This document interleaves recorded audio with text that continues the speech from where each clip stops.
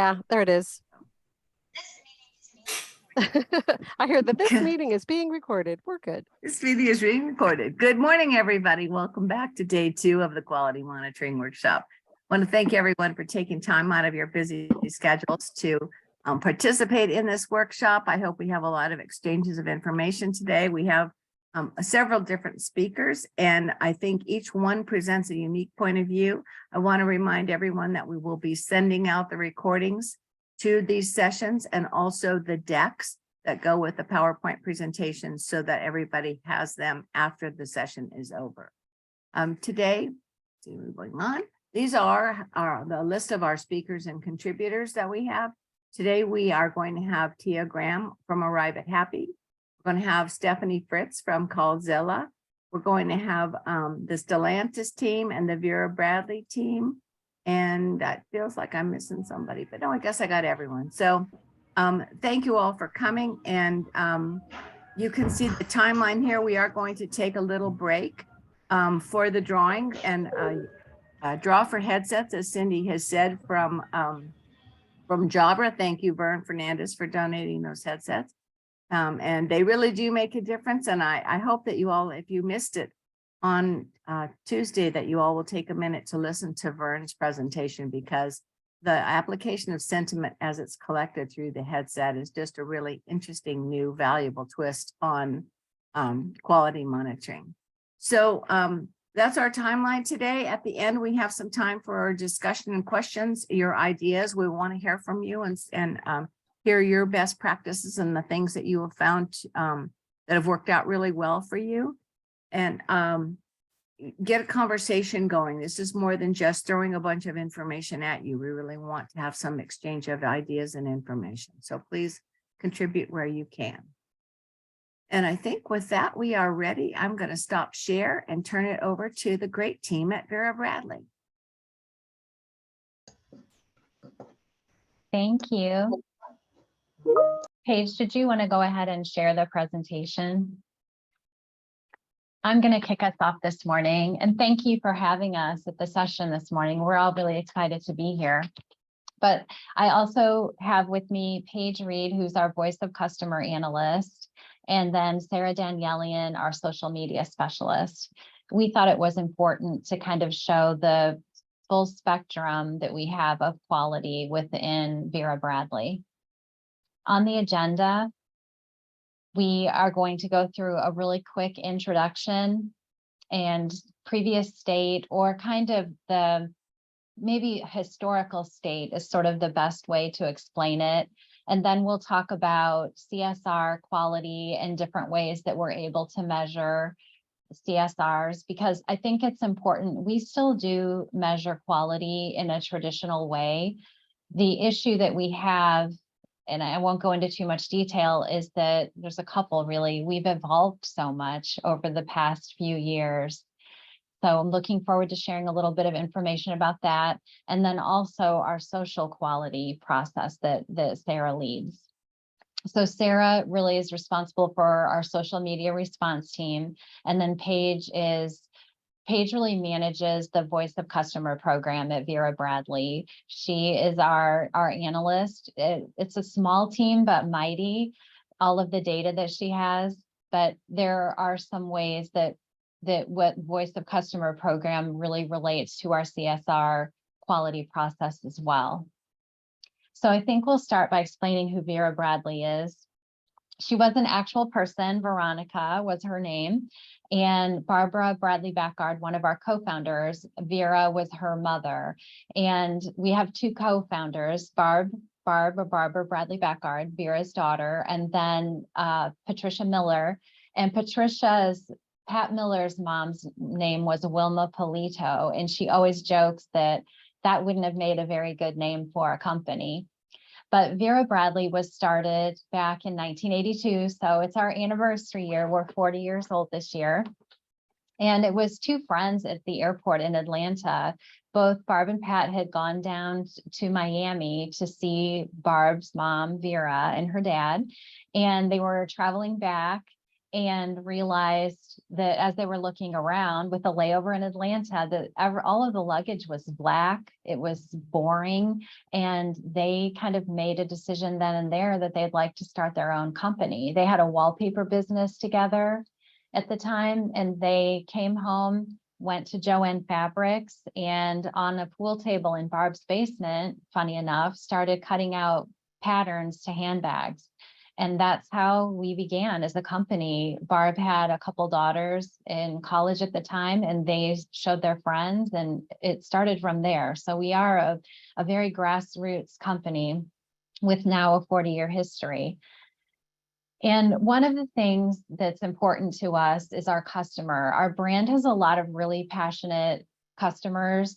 And while you might not appreciate the handbags, our luggage items, some of our luggage items are amazing. We have so much organization. We have the Vera Bradley Foundation for Breast Cancer Research that was started a very long time ago as well. And it was started because Barb and Pat lost a friend it was really one of Barb's college roommates to breast cancer in her 30s. So we have a wing at IU Medical Center for Breast Cancer Research, and they've actually made a lot of great findings, really focused on personalized medicine. We have a group on Facebook called the Vera Bradley Buzz, and they're very passionate about the brand as well. And you can see really in some of the Instagram posts from customers, they just are very passionate about their brand. A lot of our customers have pets. We have some great pet items right now in the line, but we're really known for our colorful and our unique patterns out in the world. And really the patterns pull people together. We hear so many stories about people approaching other people because they're carrying Vera Bradley, and there's really kind of a sisterhood or a bond with our brand. And just to give you a little bit of background on our quality program at Vera Bradley, if you think about timing, when I started in the contact center about 5 years ago, almost all of our interactions with our customers were with calls. And, we sort of were split 80 something percent calls, and then chat was a small piece, email was a small piece. We still had people faxing. And then I looked back a few years ago, calls were 52%. And right now, year to date, our call volume compared to all of our different touch points with our customers is only 33%. So calls have really continued to drop, and other ways for our customers to contact us, to work with us, have really grown in the past few years, especially with the pandemic. And it was important for us to be able to evolve. We do have a traditional quality as part of our process where each agent receives 6 traditional quality scores throughout the month. But if you're taking 400 to 500 calls a month, that's not really a lot of feedback. So we wanted to make sure that we were able not only to provide more feedback, but also to be able to provide quality in the areas that we're growing, like social media. And that's exactly why Paige and Sarah are here today, really to focus more on the growth of the different channels that customers are contacting us, and also getting more feedback to our callers and our CSRs taking calls and chats. So with that, I'm going to go ahead and turn it over to Paige to talk a little bit in detail about our analytics that we use to be able to provide more feedback to our agents each month. Thank you, Susan. As Susan said, we did have it and still do around 6 manual quality checks for each of our agents each month. And really, as we were progressing and gaining and realizing that calls and also chats and emails were such a big part of what we were doing, we wanted to expand that. And we were able to work with our voice of customer data aggregation vendor. They were starting a team coaching or quality program where they were going to use Voice of Customer to apply a scorecard to the transcripts of phone calls. So we were able to join that beta and really work with them to create a more well-rounded approach to looking at our agents' quality for the month. We're able to look at every single phone call in a broad sense and get an idea of how they are doing. This right here is just a quick categorization of how everything was applied. The vendor that we used was able to take our current scorecard and create this using key phrases and touch points, as well as what we score on, to rank each of these areas of a call or of a contact, and then really use all of this to apply it to the phone calls to verify that certain areas were being touched on and making sure other areas were not being touched on during each interaction.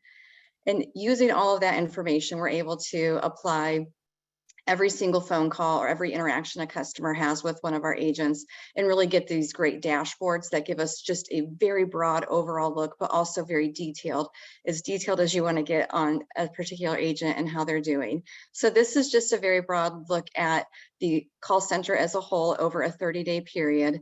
It really gives us visibility to the overall average call length, the average score of each of our phone calls as they come through, the total volume of calls, as well as if there's any calls that might need further review, we're able to identify those from this dashboard.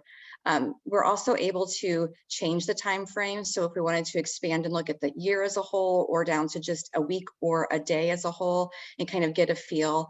This is really great when we have new agents starting. We can kind of take a look at the center as a whole to see if our scores are changing up or down either way, and try to find if there's anyone who needs special help or maybe an additional training session or two to bring them up to speed. That also is this great scatter chart at the bottom also can show if there's any agents that are doing great work, they will be in that green area for advanced or superior. Their name will appear there on the right. We blocked them out for this presentation. But if there's someone that maybe needs a little extra help and is scoring lower for the time frame, they will be in the red or yellow area. And we can actually click through these circles and get more information further on, including listening to some of the phone calls there. Which brings me to this slide, which is then a little bit deeper on that. So this is where we can select each individual agent and look at how they're doing overall. And this buckets all of that time frame of phone calls together. Again, this is just for 30 days, but it hits on those talking points that we have on our scorecard, such as answers courteously, gives the customer correct information, thanks them for calling, all of those things that we score on. This tells us the percentage of times that those marks are being hit overall for the time frame for that agent.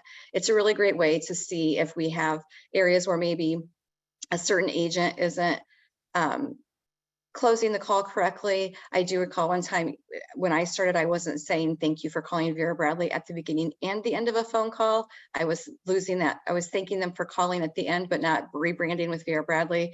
So this would have been a really great way to catch that and to make that change right away instead of waiting till the end of the month, or it's a much bigger problem and a harder habit to break at that point.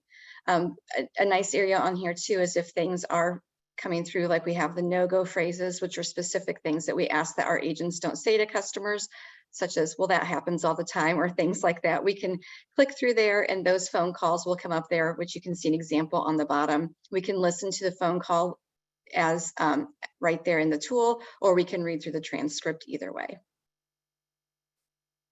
And then the final area that we have is just a really great comparison.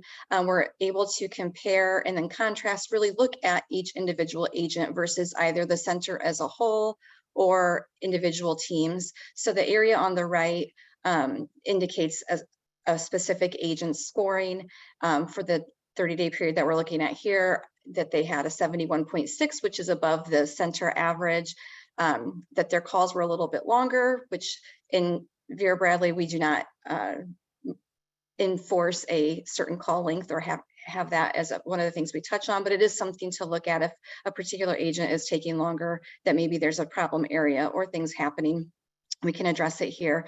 And then the average or the length amount of calls they've taken for the month. And then the bottom section's a really great area. We can kind of, again, look at some of those more detailed things that they're that we're scoring on and really fine tune what the agents are saying. One of the areas this has been really great, we always bring in some outside help or additional help at the holiday time. And we had a few people a few years back who were not apologizing to customers when things were going wrong. So it's Christmas time, a package might be missing. And the first thing we would say normally on a phone call is, I'm so sorry, let me help you with that. And we were finding that I'm so sorry wasn't being said. And we were able to identify it here through these different touch points and ask the agents, you know, you're supposed to apologize to the customer when things aren't going wrong. If we make a mistake, we want to own up to it. And they actually said that they were trained at a previous job to never say they were sorry, that was an admission of guilt. So that was one area we were able to change it and put it in the way we would want our customers we've spoken to from Vera Bradley and find that problematic area right away very quickly. This is also a really great area. When we do have new hires come in, a lot of times they want to know how they're doing, where they stand compared to the rest of the company or the rest of the call center. So here's a really great way that we can pull their data, show them where they are against the center as a whole, and really give them ideas on things they can do to improve or work better towards getting the average, or that they're doing great. And also in the same aspect, we can also use that to show agents where they are when there's stretch assignments that come up or promotions that come up. If they're questioning, you know, why they didn't receive it, we can show how their calls and their performance is versus the rest of the department. And this is really just a really general overview of what we do for our calls. This does still work in tandem, like Susan said, with our traditional quality monitoring, but it's just a really great way to show the customer service agents where they are against the rest of the department. And then I'm going to turn it over to Sarah, and she's going to talk to you about our social media QA. Hey, all right. So I'm Sarah. I am the customer service specialist for Just Social Media and Reviews. So I want to give a little bit of background about what social media looks like at Vera Bradley. So our team monitors pretty much anything in public spaces. So social media, product reviews, anything that is public or potentially public is what our agents handle. We do have a team of 5 people. So that's what our size kind of looks like. And we support both customer service concerns as well as marketing initiatives. So our conversations look very different depending on who we're talking to, where we're talking to them. We also have our DMs open on all platforms. So we could be talking about pretty much anything there. And we don't do too much redirecting to other, email us or things like that. We handle everything ourselves. So yeah, and then marketing initiatives, a lot of times we're, talking to brands, ambassadors, influencers, supporting live shopping events. So quite a variety of the kind of content that we're handling, rather than, maybe one agent taking phone calls all day. Our agents are just kind of all over the place. So the content that we're getting from them isn't always consistent. I can't guarantee we're going to have so many messages on one person. So we wanted to get something that's a little bit more flexible for what we do as far as quality monitoring on social media and reviews and things like that. So for us, really to start looking at quality, the main things was we want to make sure brand representation is right where we want it to be, as well as accuracy of our information. And whether we're having that conversation on social media or having that conversation like with the customer or another brand, we really found that there was 5 areas that we want to score on. So that is the greeting and or apology, clear information, resolved or provided next steps and correct procedure, and then a non-content area would be response time. So those are really the things that we look at for quality for this team. So when we first started out, though, we pretty much just copied that chat rubric that we were, I don't know, we're like, they're chatting, it's all text, we'll use the same thing. It really didn't copy over very well because we're not really placing orders. And quite frequently, we're not saying thanks for contacting Vera Bradley because we don't always get a response back from someone. So we needed something that's a little bit more fine-tuned for us, made a whole new rubric, and still felt like people were, it wasn't really showing the strengths and capturing all of the areas and making sure that no matter where someone's contacting us, they're getting the same kind of experience that's meeting these ideas here. So that's kind of where we landed on like a rubric and how to grab this information. The way that I do the QAs is on a weekly basis, where they do get a recap at the end of the month, but they're getting constant feedback on their exact within the messages. They get notes with immediate feedback on that. And one thing that we do as far as like kind of, I guess, justifying or making sure that we're keeping them on track with this criteria, because I'm not trying to make some really arbitrary things that I think they should go for, just to really make sure that we're in line with what our customer expectation is we track a resolution sentiment on every conversation. So this is a little bit manual. I haven't found a tool that excuse me, already pulls all of this information in automatically. So we do have created our own little system that makes this work really well, I think. So as we're working on the conversations, we need to look for if the customer acknowledges that we had a very satisfactory resolution for them, and not even just customer, even if it's, an influencer that's working through an application process, we want to make sure that we're still giving them a great experience too. So did that conversation, was it resolved positively? Was it resolved negatively? Or potentially was it not resolved and we just kind of got ghosted at the end of the conversation? So we track that on every single conversation, where we put a tag as to where we landed. And all of these we track them within 24-hour chunks. So this is how the conversation, if they come back 2 days later, we start a brand new interaction. It's kind of how we kind of group them for social media.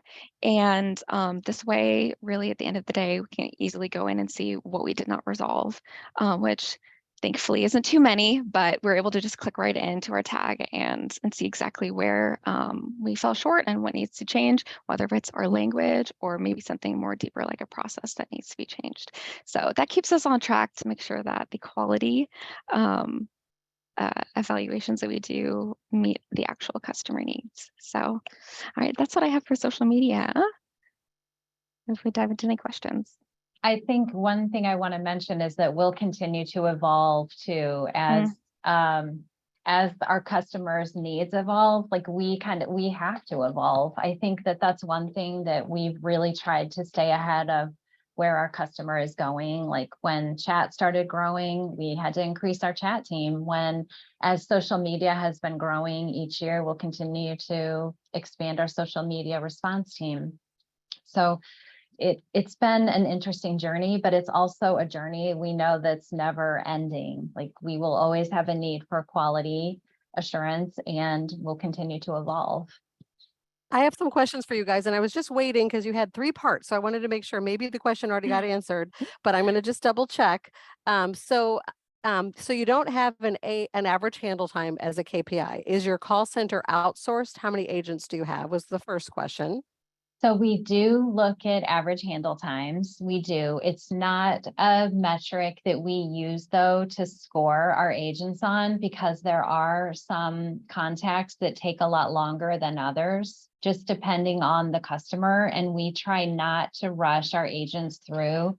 We want to make sure, we're really working towards first call resolution, and we want to make sure that our agents aren't feeling stressed out to have to wrap up a call within 5 minutes or anything like that. So while it is something that we look at a higher level, it's not something that our agents are scored on.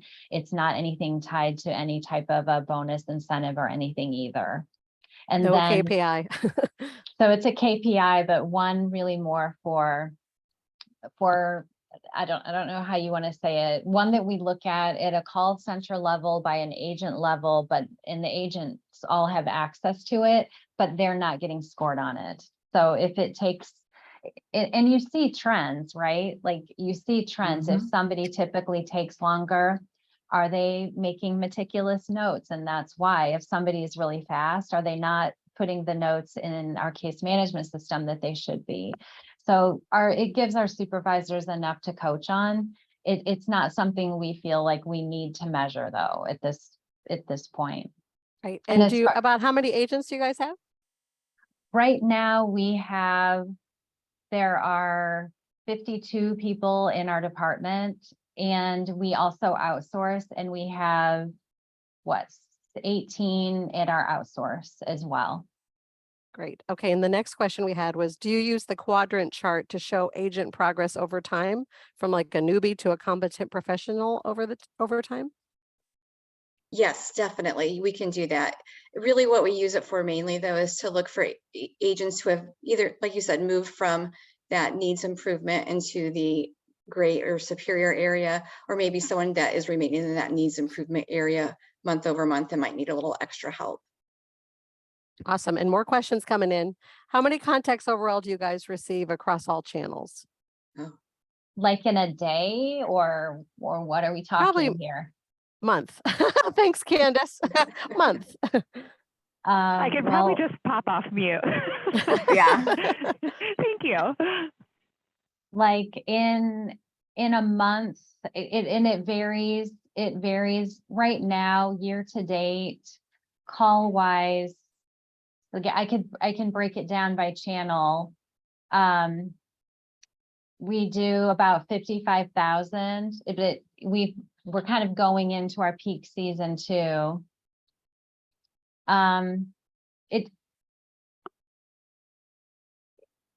Let me, our Sorry, I contacts are asked you a so loaded all over the question. place. It would, Yes. because we do product reviews, social media, like it's really hard with, that's a really hard, I mean, I have the data Especially in if they're front of managed me. in different And we're putting tools, you on the spot. Sorry about Yeah, that. yeah. Just an estimate of kind of like overall what you guys would receive either in a year or a month. I'm just curious for benchmarking. We do Well, about $250,000 a year contacts overall. Good. Susan, And you we'll said be you would visiting do- the store during the holiday, so don't worry. Yeah. That's gonna go up. Well, Susan, and it just depends because with the pandemic, it's so crazy because Yeah. we really spiked. We did about 340,000 during the pandemic, and that Wow. was really our spike, but our stores were closed for part of the year. I mean, there were a lot of different variables. Last year, we did about 300,000. This year, our volume will be lower. So where I'm anticipating it, it's going to be between $250,000 and 300,000. I'll just say that. for now. Perfect. Thank And you. that doesn't factor in some of the auxiliary contacts that we have, like it doesn't have our indirect business that we also Mhm. support in it, in that number. We don't have like the product reviews responses that we support. So that's kind of like the basics. That's calls, chats, emails, SMS, text messaging, and social medias in that number. Got it. Wow. Okay, this is your chance, everybody. We have a couple minutes left for questions, so feel free to unmute yourself and just ask, or if you feel more comfortable putting in the chat, I'll ask for you. I have a question about your beginning. When you showed us those words, where did you gather that from? The very first slide you guys were showing us had the terminology. I'm wondering where you gathered that from and I heard you say you used an outsourcer. How did they aggregate it into the? Oh, the Groups. rubric, that was our rubric and our current, what we use for our scorecard now. That was built into our voice of customer tool, which we use Qualtrics XM Discover for that. And that's who we built in our quality monitoring with. And are those same phrases? I realize they can't be quite exact, but are they still adapted for social? We have worked on getting it adapted for social. It's a little bit more difficult because that's more of a conversational Yeah. tool. It's not really, there's those marks just don't need to be hit. Like, thank you for contacting Vera Bradley. Yeah. I would say that on We've social. So it's tried not it quite as and easy to do. yeah, But it I didn't know really- Sarah said that she was doing a different rubric. I just wondered if you were still basing it in some of those same principles and structure, but more for the slangy conversation of social. Not even slang. Last year, we found our outsource at the time last holiday season was up in Nova Scotia. And we kept saying the word shall a lot. And shall in the Midwest is really not a word that we use here, other than like Uh-huh. learning the 10 Commandments kind of Yeah. a thing. And but we were saying shall, why is the shall coming up all of the time? And in Nova Scotia, it's a word that they use a lot. Shall I Mhm. help you with that? So, it gave us, it just gave us something to explore a little bit further that we would not have caught in any other way. Got it. Okay, Riker, I think you had a question. I'm guessing. it Yeah, was- I was just hoping maybe you could explain the no-go phrases a little bit more. I mean, what? Love that. Yeah, that's actually an interesting area. One of the things that we noted when we were building this out is that in looking at call transcripts, I think that, you can listen to calls here and there, but actually reading through call transcripts over and over, we were finding that sometimes things were being said by either new agents or just, things that they might have heard from another agent that we really didn't want to have stated. One of them that is a good example would be, our site does not work well with Safari. That is not true, but we were having agents that when customers would call and say they were having trouble at checkout, they would just spout that off. Just because they And had heard from an agent next to them that maybe that was the problem. And the So- fact is that most of our customers use Safari. It's like 80-something%. So if there is an issue, their browser is typically Safari because Safari. that's what most of our customers Right, use. And right. somebody made that leap that, oh, our website doesn't work well with Safari. Yes, so that was, when we find things like that, that are not true statements or things that are being said. Well, the other one is, well, we hear that all the time. Like, that's a known problem. We're not going to work on that, but we don't want that. So those are our no-go phrases. I'm sure I don't know the exact list exactly, but those are two good examples of things we don't want agents to say. And if they are saying it, we want to know right away. Or even And we- talking complaints, right? Like for someone to say, oh yeah, we hear that that's been an issue with quite a few other people. Exactly. No, go. We don't want that. Yeah, we do keep a list updated for our chat team as well. That's another area that we closely monitor. And we do keep an updated list, and there are about 30-something items on that list now of no-go phrases. We call them the never evers here. Never evers, yeah. Missy, do you have a question? You That's a started with great we. There it is. Mhm. And So so excited to hear from this team because very similar in terms of what we're leveraging, but also social QA is definitely a huge priority for us. So this has been really helpful. I love to see how you're leveraging it, but just from like a cultural opportunity, Discover's been really helpful in kind of showcasing where we need to train differently. And so love to see how you're using it also. Awesome. Connecting the minds, right? Are you also QAing or any of your email or any of your chat and text messages yet? Yes, we do. I believe we manually do our QA on chat, email, and text. We are working to expand our not manual, our XM Discover onto those platforms as well. That's really great. Cool. I just put in the chat, we do have time for just a couple more questions and then we need to move to our next speaker, but this has been awesome. It's just so great to have the kind of show and tell and really get some insights for how somebody is doing it so well and just getting some, things to think about and some correlations that maybe you have in your own shop. So that's awesome to see. One of the things that comes up in scoring agents and sharing their information is the competitiveness. And I was, and seeing how they're doing against the team, I think is a great way to show them their work in the blind. But I was wondering if those charts and things that you shared with us are available in online that everybody can see their work, or is it something that you post in the contact center, or how do you share it? Our supervisors have monthly meetings with all of their direct reports, and that is one thing that they talk through during those monthly meetings. They do share that information, and it is something the team loves to see. I think right now we've got an influx of seasonal associates, and they're always asking for feedback. How can I improve? How can I do better? I want to do better. Like, I want to work for Vera Bradley. They know we also have open positions right now that we will be hiring after the holidays. So there is definitely that element of competitiveness within our department right now. Everybody wants to be the best, do the best. And it's really given us the ability to provide more feedback. I mean, imagine if we exclusively had the traditional style of quality and they'd be receiving 6 a month, they'd have to be here a month. They can have feedback after a day on the job to see how they're stacking up against the rest of their fellow employees.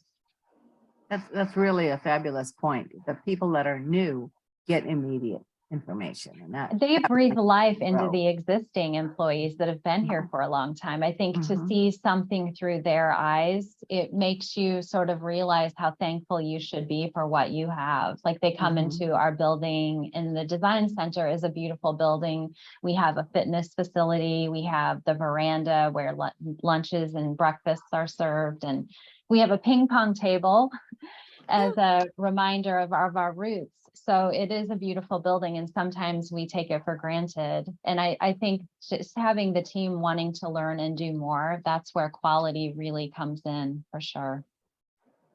Do you do compensation or bonuses or anything based on your quality? We do. We started this year. We do have a month. It's a quarterly incentive program, and the team can earn a bonus, and quality is a part of it. Sales are a part of it.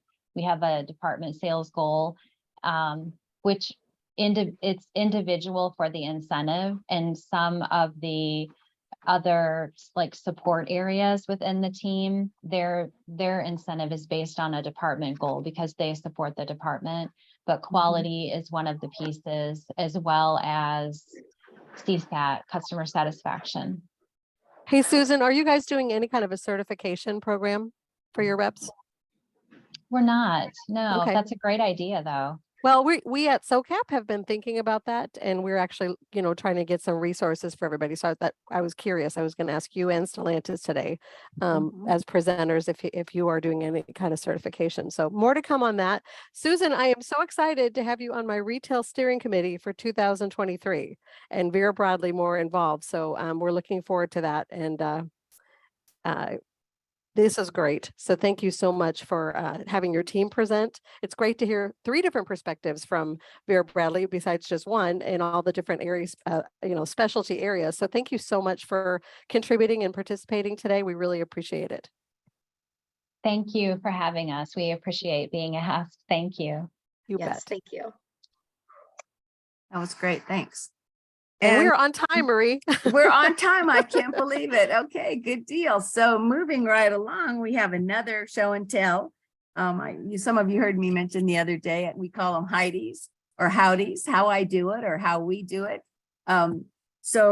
This day is devoted to a lot of the how we do it kind of activities. So our next presentation is going to be from the great group over at Stellantis. Lisa Patterson has been my very good friend for many years, and an active member of SOCAP has put us in touch with her team down there. And so next up, we will be hearing from Stellantis. And I believe, Raquel, you're going to be the first speaker. Is that right? Raquel, yep. Actually, Caitlin will be presenting, but just before she does, I wanted to explain one thing. So when we were asked to speak on quality monitoring, we took that as product quality and not call quality. So you'll notice something very different here, probably than what you were expecting, but I think you'll find it very informative. All of it falls into quality monitoring for us, because that's just an example of how diverse the contact centers are. You have different responsibilities as it pertains to quality.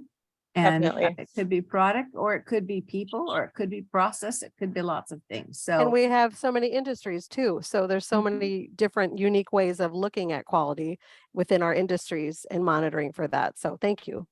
For sure. Thank you very much. All right. So my name is Caitlin. I am one of the social listening analysts over at Stellantis.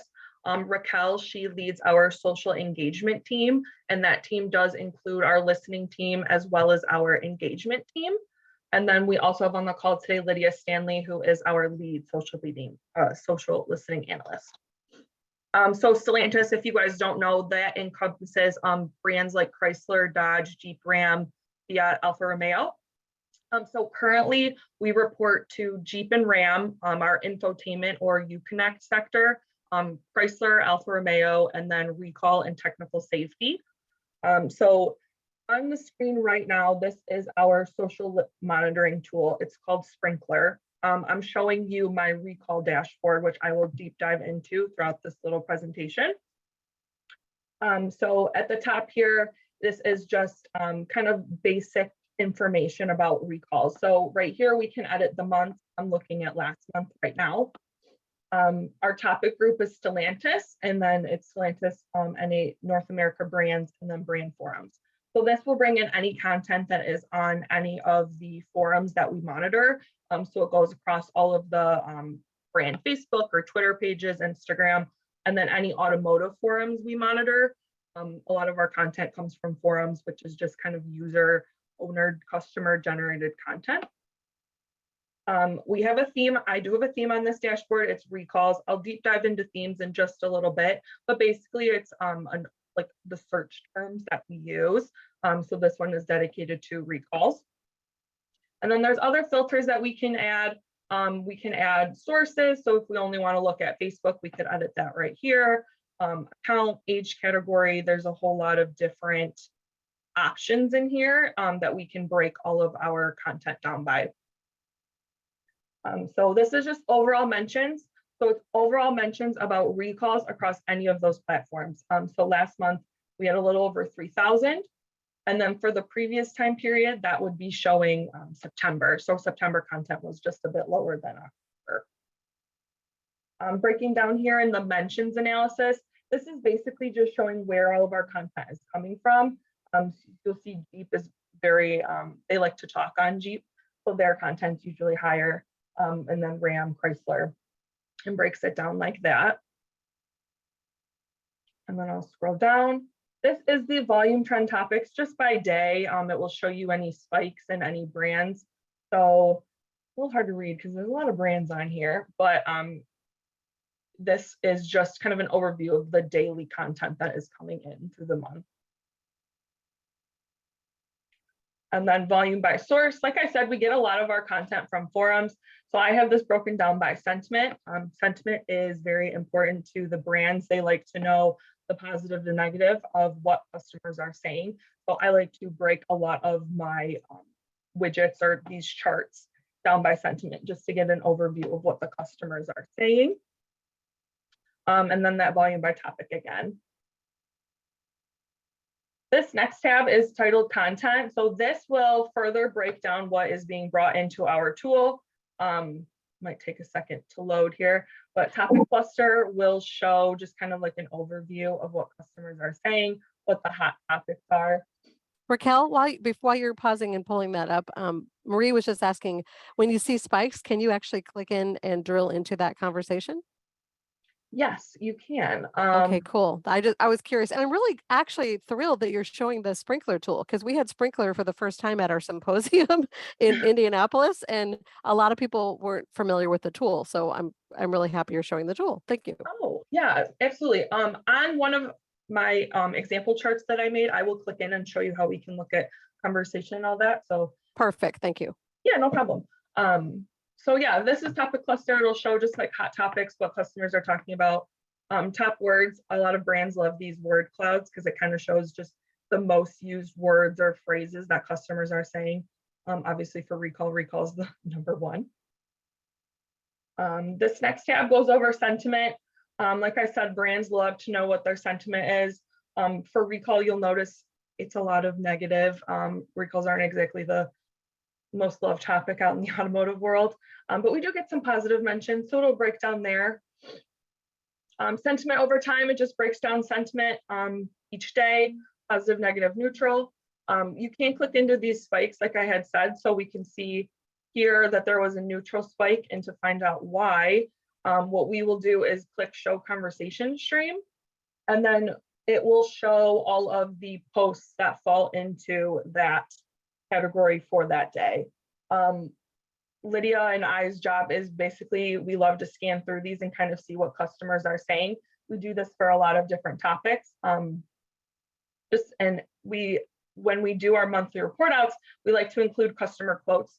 So the brands or whoever we're speaking to can actually read customer content and see what they're exactly saying, other than just a summary. All right, moving down. So for today, I created this Takata one. Takata's been in the news lately. We issued a pretty big recall the other day. So this is just kind of an overview of what I've been watching for the conversation. This first widget over here is just Takata overall. You'll see the spike due to the recall we launched. So this is day by day. This is what I've been reporting to for the safety team pretty much daily. Again, we can click on these little light bulbs, I guess, and it'll show you hot topics or hot phrases. So for this Takata airbags or warning, that will pop up a lot. It'll show top sources where most of our conversation is coming through or coming from. It'll show you top posts with recalls or links. It'll say like 24 posts contain this link. That way we know that link is probably a news article that's been shared quite a bit. So these are called widgets, and we create widgets for any topic that you can think of that we want to bring up or look into. So these are called, to create these widgets, we add a theme. So a theme is basically just search terms that we use. I will bring up the Takata one so we can look into that further. So this is just the main page of the theme. We'll add a theme name so that we know what it is when we go to search for it. Theme tags, I added the recall tag if it's like a Jeep topic that we're looking into, we'd add Jeep or, go from there, Ram or whatever. And then this next page will show you the query. So this is where we put in the different search terms. So this is how Sprinkler likes to break it up. I like using this, it's a little bit easier to use. So we type in just different search terms. So for example, for this Takata, we obviously want to search Takata or stop drive or do not drive. That was a topic that we have been looking into for this Takata. So then we can also add all of these keywords. So if I wanted to search for a specific brand, I could type in Dodge here, and then it would search Dodge or it would search Takata or stop drive or do not drive, and then and Dodge. So all of the posts in the widget would include Dodge content. We can also exclude keywords. So if I want to search, I want to look at Takata but not Jeep, I can add Jeep here. And then the theme would say Takata or stop drive or do not drive, but not Jeep. So anyone who mentioned Jeep, they would not be included in this widget or this theme. So I will hop back on over to this. Something else we also like to monitor is competitors. So for example, we like to see competitor mentions of recalls. So right now we're looking at anyone on our Stellantis forums or pages that mentioned a competitor and recall. So you'll see a few spikes here. When other OEMs issue recalls, those will typically pop up. Or I've been seeing a lot lately that people are comparing like our recalls to other OEMs, and those will also spike in here. Again, sentiment is very important here, so I like to keep that included. And then, so we also report to the brands. It's not really shown here, but brands like to see like what vehicle concerns or problems their customers are looking into. So we do have a close relationship with our engagement agents. Once a week, we meet with them and go over what we call as our trend doc. So any trending concerns or conversations that agents are seeing across the different platforms, they will bring it to our attention. So then Lydia and our other coworker, Courtney, we can build a theme and see, if someone on Jeep is talking about their windshield, we can do a search for Jeep mentions with windshields and see if there's any trending topics there or trending conversations. If we do notice a trend, which we consider a trend, 3 or more people with the same concern, we can escalate that to internal parties within the brand or quality, and they can further look into the concern that we find. I will say the social engagement team has been great at finding new trends that maybe the brand hasn't always noticed yet through like warranty data. So that's been great there. I think that's pretty much all I wanted to go over for today. Lydia, I don't know if you have anything you wanted to add. No, I think you covered pretty much all of it. Perfect. Does anyone have any questions? I was taking some notes. Did you say you consider a trend 3 or more people talking about the same issue? Yeah, so for vehicle concerns, especially new vehicles, so like a 23 model year is what we consider a new model. If 3 people say, you know, I'm having this exact issue with this car, we like to escalate that internally, and people will look into that for us. In this social tool that you're sharing with us, which was Sprinkler, you said you could put in some different phrases and so forth. I'm wondering if you monitor the conversations with the agents, like we were just talking about on Vera Bradley with the no-go phrases or the never ever phrases. Do you ever monitor that for agent responses? So my team doesn't, but we do have the engagement team, and they have a team lead who's very involved. And yeah, he will take a look at their answers and responses, and he does monthly meetings with them to kind of go over what they've been saying. I don't know that we have an exact list of like the no-go phrases, but there are things that we try to encourage the agent from like shying away from or away from saying.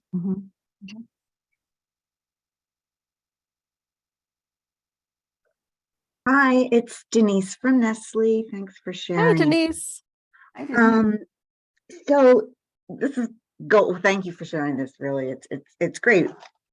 Nestle actually uses Sprinkler, and we haven't really gotten into this as analysts yet on anyway on our side. But I had a question about the word cloud. Was that you guys who said the brand likes the word clouds?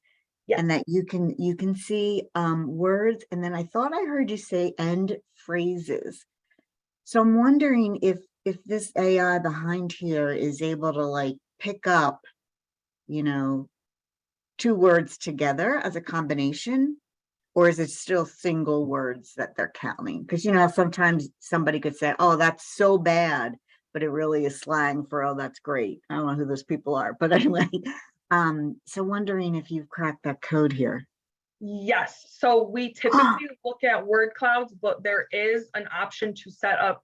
So it'll look like this, but it'll be phrases. I don't know if I have one set up. That is an option.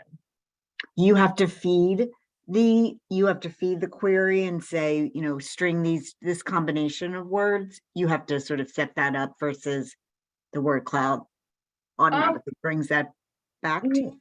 No, so actually what it will do is it will look a lot like this. We don't have to feed anything. Basically what we'll do is we'll go to top word there. It'll say top phrases. I don't know if I have it set up. Okay. But we don't pull, it'll pull for us. So I know for another brand I was using, it was like people were saying like, "I love my Ram." That was pulled in a phrase, and you could click on it and then read all the conversations or the posts, people saying, "I love my Ram."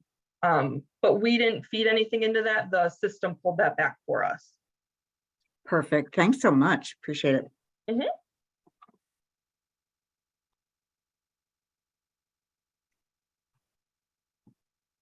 Raquel, I was just going to ask you, so for your internal team with the representatives that are actually dealing with the contacts and follow-up, do you know what tool they're using? They use Sprinkler as well. They do. Okay. I wasn't sure if I made that connection. So thank you. Yep. More questions, everybody? You can just unmute yourself and ask, because we have time to do that if you want to ask anything else, just like Denise did.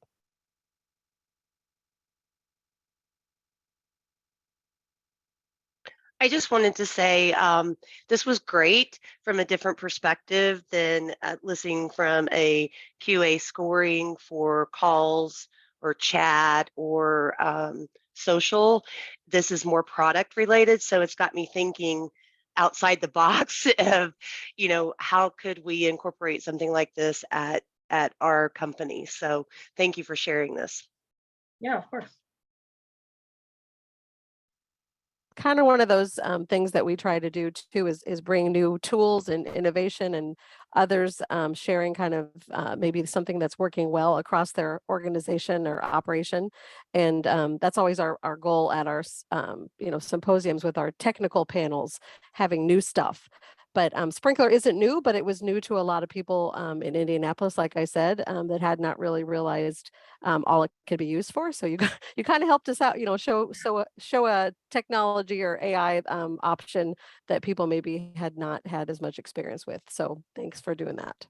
Yeah, we only started using Sprinklr actually like a year ago this month. So this is somewhat new to us too. Well, you guys look pretty proficient to me. Yeah.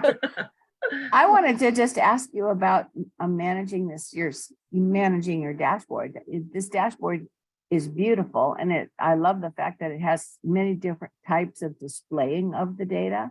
And so I'm wondering what has turned out to be the things that people in your marketing groups and in manufacturing side like to see the best. You mentioned marketing likes to see the word cloud, but you showed us this wonderful split pie on the other side, and you showed us some other graphs previously. What has turned out to be, you know, what you find the easiest to work with and your kind of your go-to things and that your audience loves? I will say Sprinklr is completely customizable, which is very nice because what I like, Lydia might not like. So yeah, the brands love these top words. The safety team or technical safety team, they love these day by day breakdowns. I actually love these too because it's easier to really get a grasp on what the customers are saying and what they're talking about. It's easy to click in and just view the conversations, which is very nice. Sources are actually interesting as well. I always like to see where most of our customers are speaking. For news articles, they're always coming from Twitter, but customer, yes, you could say concerns or questions, a lot of them are coming from forums, which I guess maybe I didn't always realize they're very popular and very active out there on forums. I think when you think of social media, you think more Facebook or Twitter, Instagram, things like that. But the forums is very popular for, at least I will say, our brands, which is cool.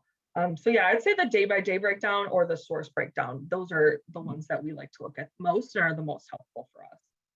You know, one of the things that I have always found interesting is, as a data geek, we get used to looking at the data kind of in the ways that we like to see it, but we are sharing it so often with outside people that don't think the same way. So one of the things I think you've really demonstrated is ways to illustrate the data for the right audiences. So thank you so much. That was great.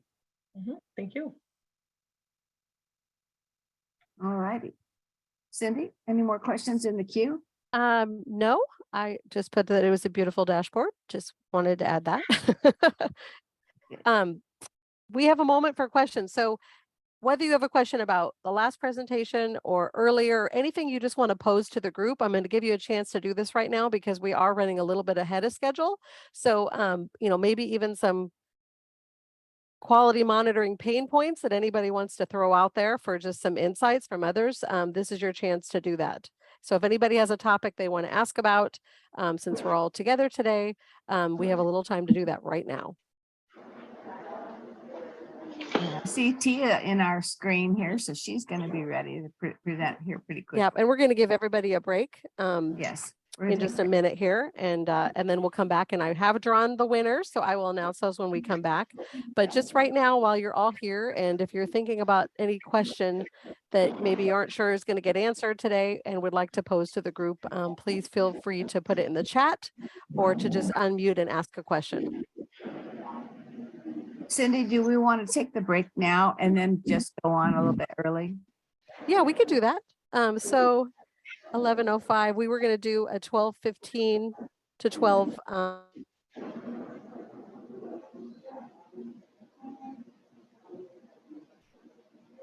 For some reason, the host muted me. Brian? Brian's muting me while I'm trying to. I he's got Mary apologize. too. The pictures are moving around. I was trying to do something. And Riker, would you mind muting yourself? Thank you. Okay, that's a Thanks. little background noise, even though he's got a really cool background there. Yeah. Taking us into space with him. We're going to go ahead and take the break now, just because I don't see any questions. And so you might come back and then that'll give us a little bit more time. And yes, Tia will be up next. So Marie, we were going to do 12:15 to 12:30. So do we want to do 12:05 to 12:20? That's the 15. So I'm going to say, go ahead and do that. Let's be back at 12. Marie's 20. muted too. Yeah, I know. Everybody's muted today. Poor Marie.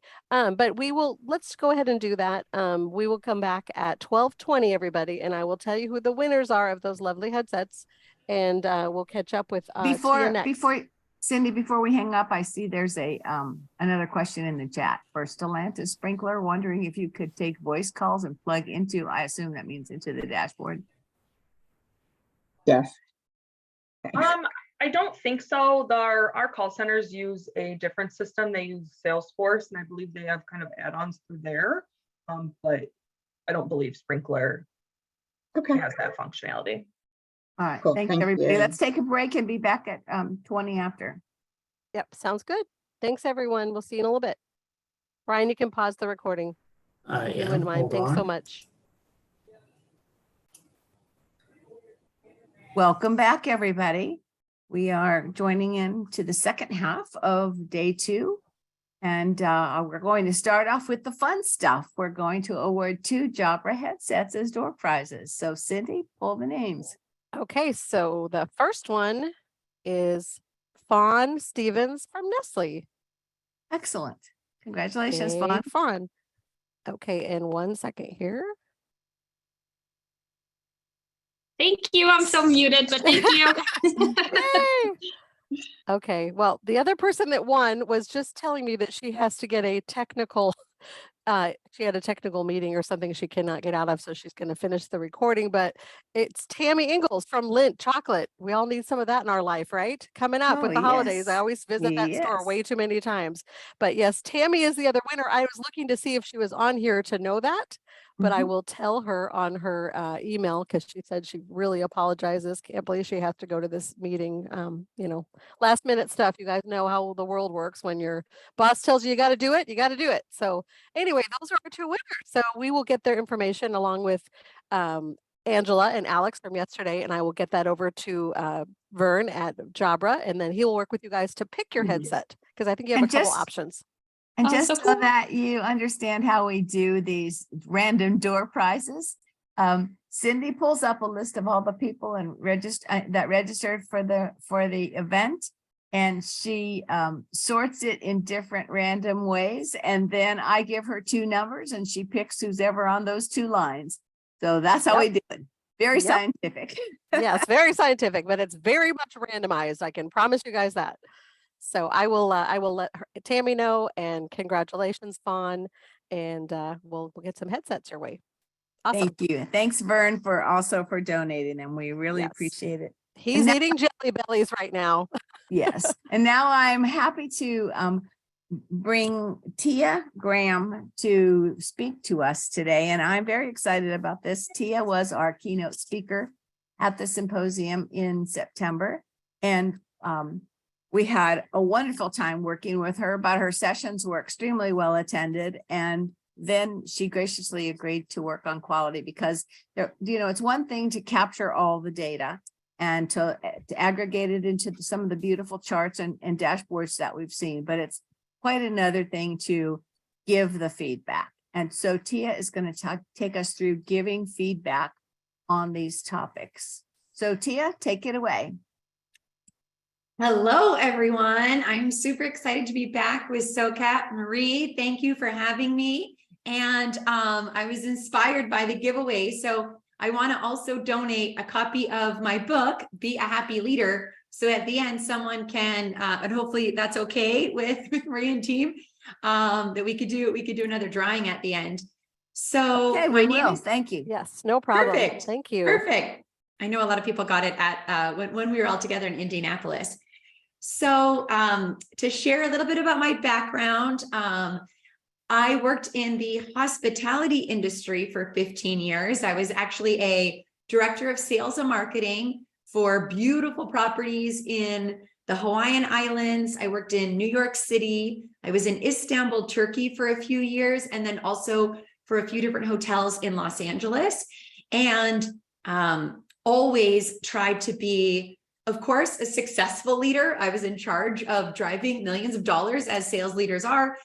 But I also really, really wanted to be a positive leader, someone that was motivating, someone that was inspiring, someone who created a family, with my team, so that when a competitor would call my sales directors or assistants or marketing people and offer them more money, that they would not necessarily leave. They would come and say, "Hey, Tia, the Four Seasons is calling." And I would say, no, you're not going anywhere. Let's talk about how we keep you here. And so I'm very passionate about creating positive work cultures, of course, successful work cultures, but ones that are positive and supportive, that really have positive emotions flourish. Okay. So, nobody can be positive all the time, but the goal is to have more of those positive emotions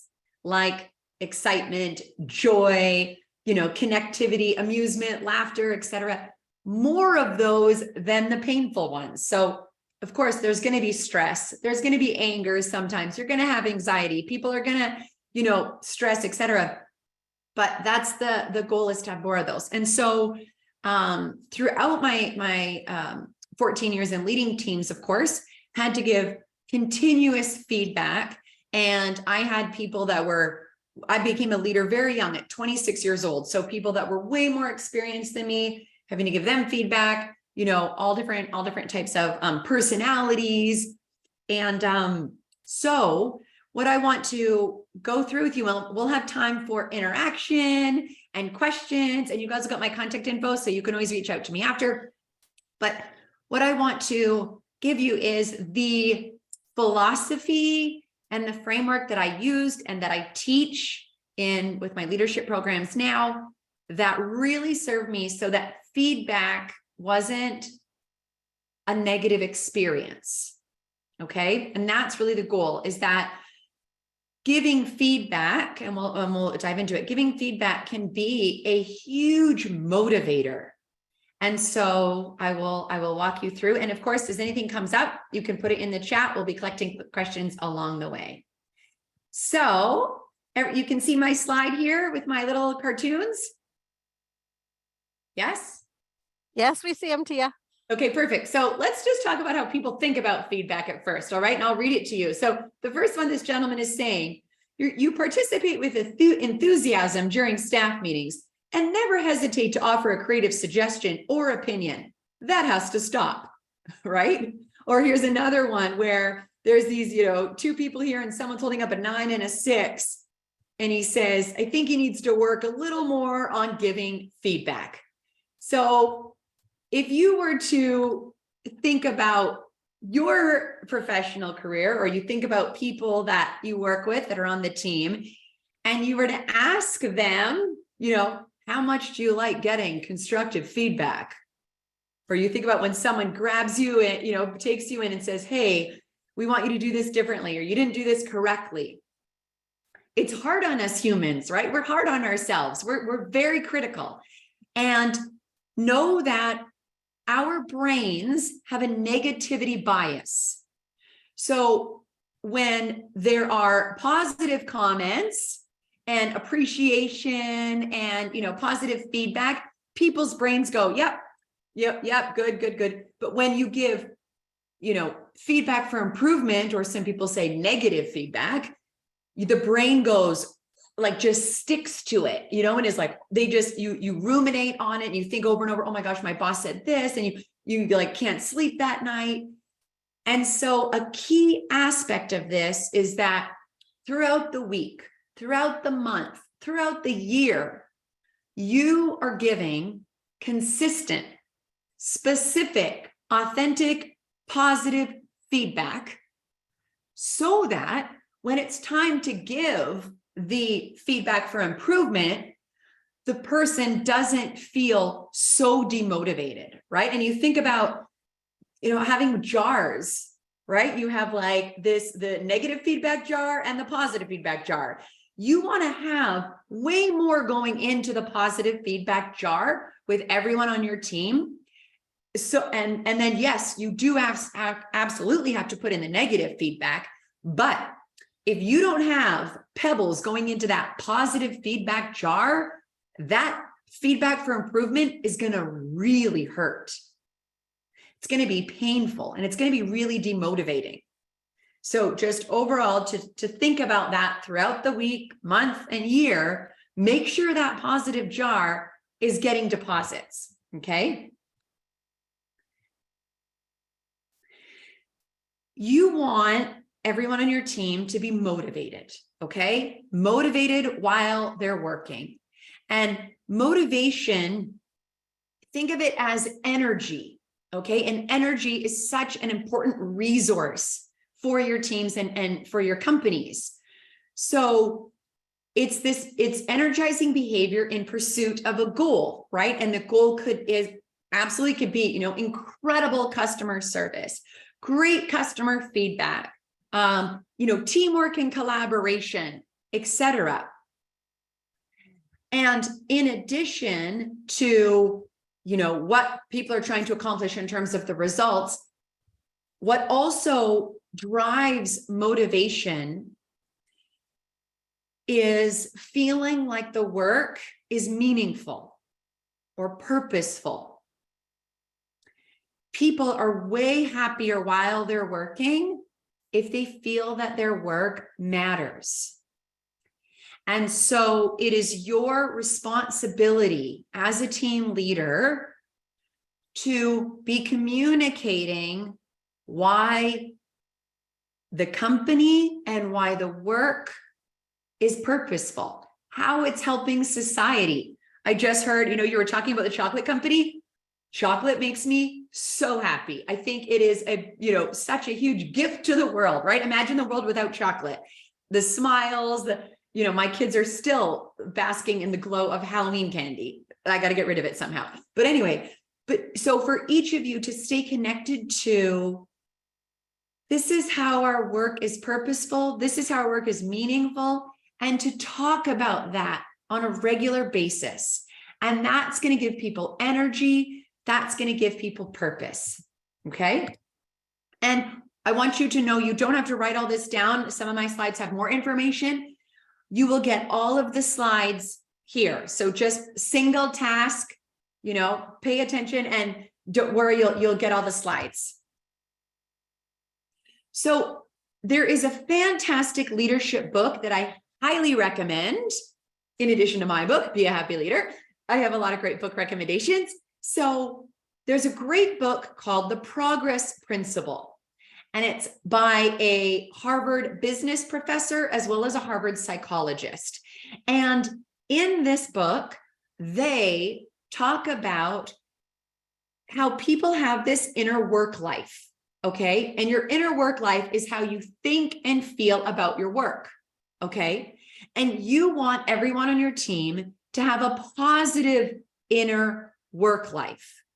So if you see here at the very top where it says the progress principle, that's what I was talking about in terms of that positive feedback. So you're talking about small wins. You're sharing about the forward motion. You're congratulating people when there's goal completion. And that's this feeling that, guess what? We're making progress together. The nourishment factor, which I know you all do and continue to, is you treat people with respect. You're encouraging. And you give people emotional support, okay? And then this catalyst factor here is you're making sure that people have clear goals. You're allowing autonomy. I say to everyone, a fast train to unhappiness at work is micromanagement. So you make sure people are trained, you help them problem solve, but then give them autonomy. You know, humans want to feel like adults and that they're respected and they have autonomy to do their work. Okay. So know that this is this principle that has been researched with hundreds of companies, thousands of employees. And by focusing on nourishing people, talking about progress, and then the catalyst factor by setting clear goals and having people feel supported, people will have a positive inner work life and they will do their best work. So I'm sure you've heard this before. This is a reminder that you are their coach. You might in the organizational structure be a supervisor, manager, assistant director. But when you are leading people, you are their coach. And a coach, if you think about the incredible Serena Williams, right? In sports, she's top of the, world class. She has a coach. Why? Because a coach is there to help you see things that you might not be seeing, provide insight, provide awareness, and to help push you even farther and faster. And that's what you are. So when you think about everyone that reports to you, visualize yourself standing shoulder to shoulder with them. You're not necessarily above them, right? You might have more experience. You might have, you've had success and accolades and got promoted, and that's fantastic. That's why you have that title and that position.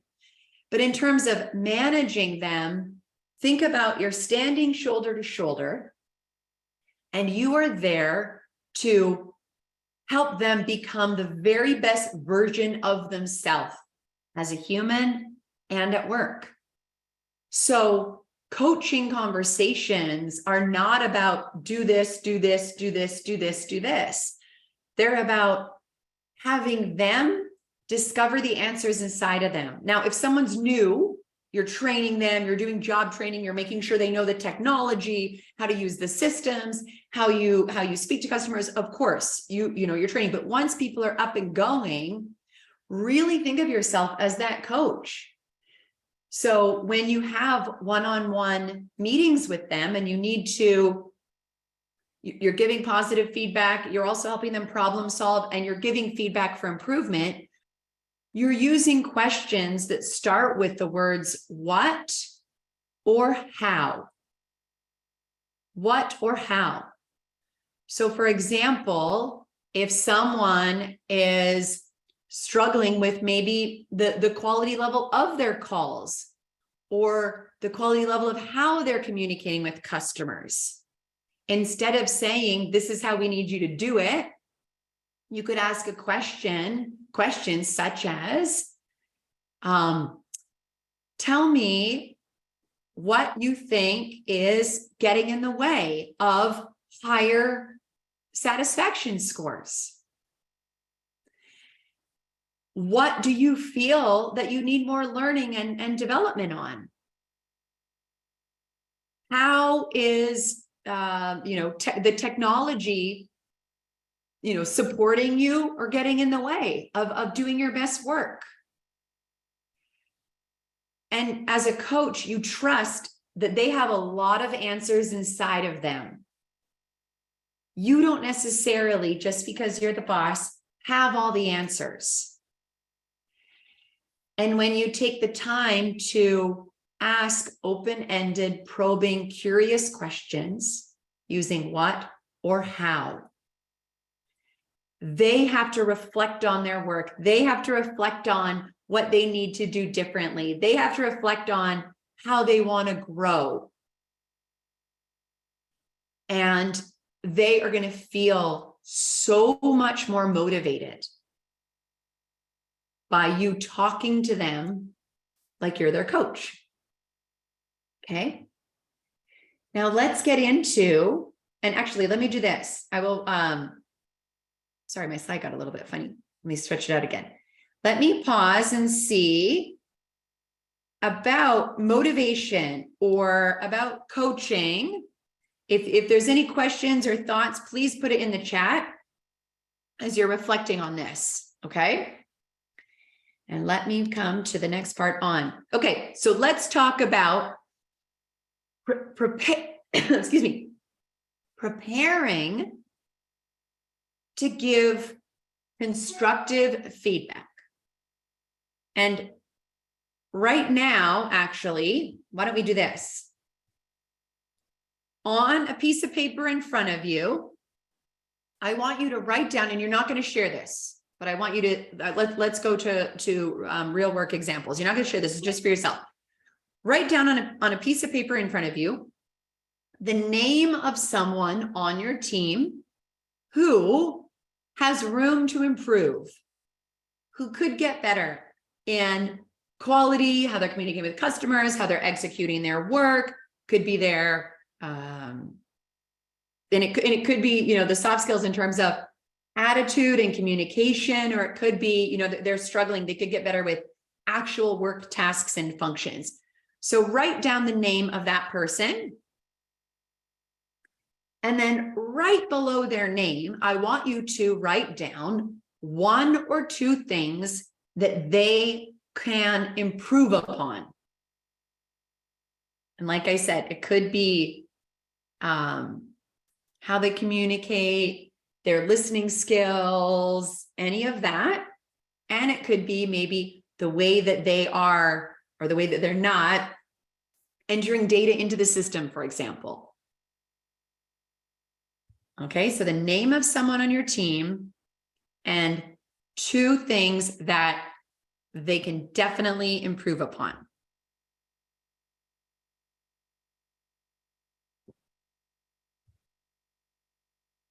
Okay.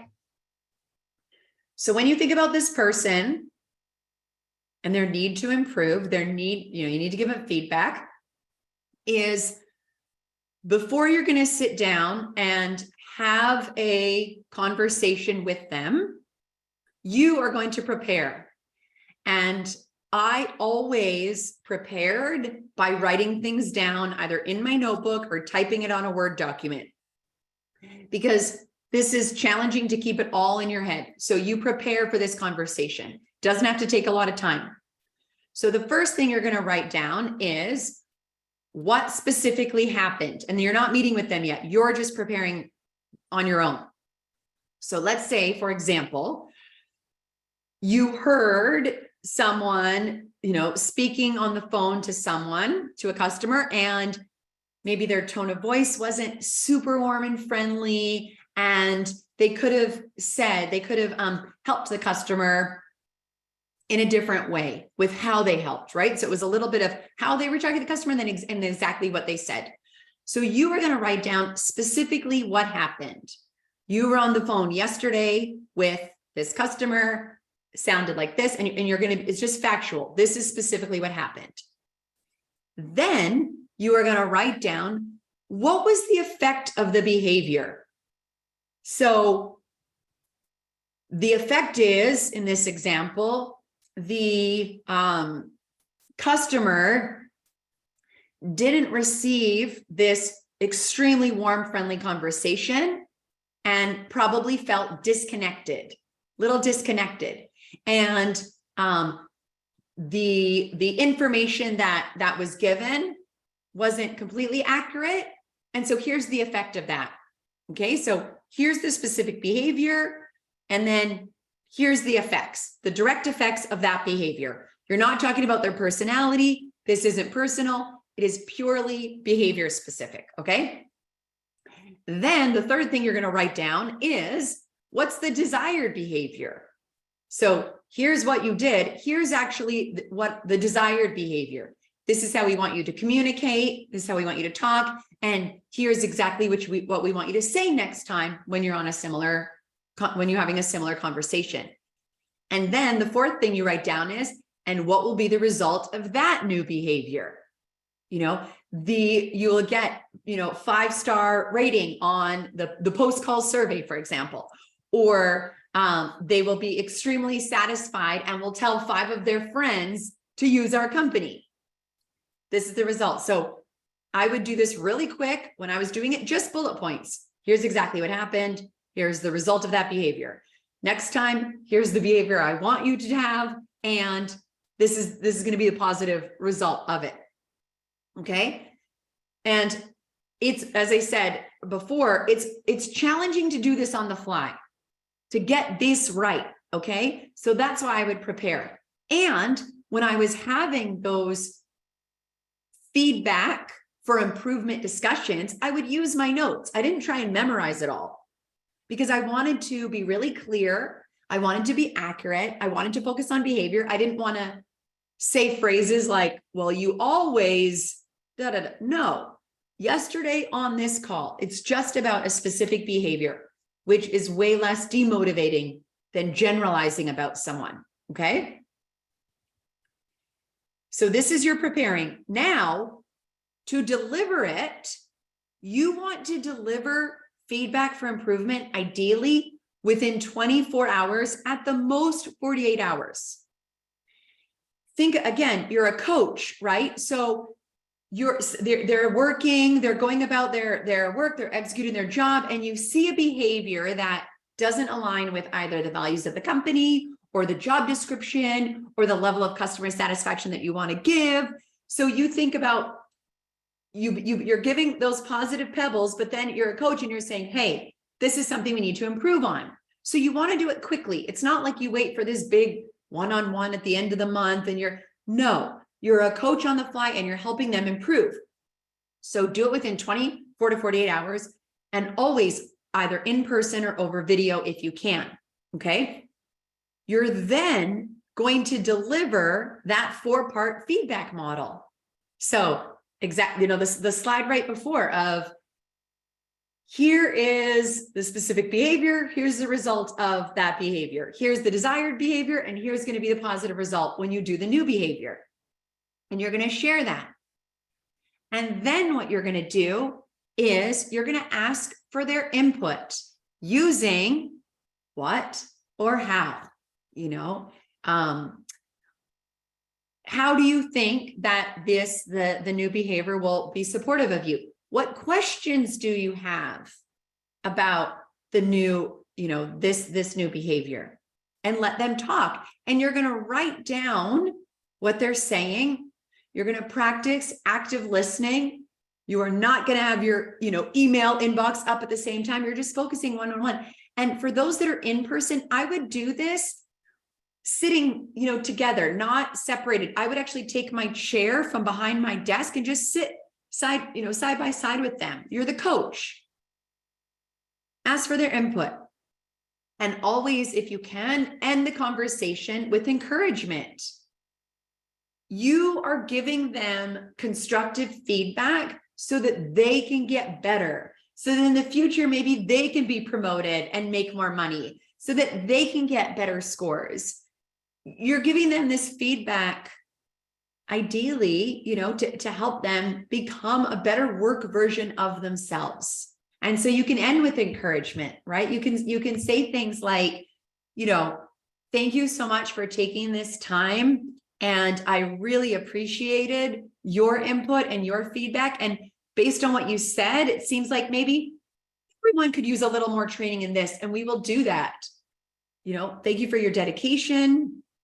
And, I appreciate all that you do, and let me know if you need anything. Again, you're that coach. You believe in them. You want them to grow. You want them to get better and better. And so lead with encouragement.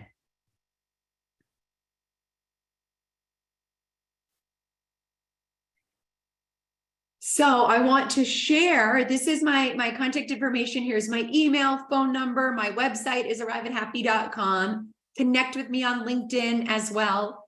And there are a lot of resources on my blog for leaders. Okay. So just know that there's a lot of videos and articles and my podcast, et cetera. So just know that there's a lot of, this is the old one back here. Okay.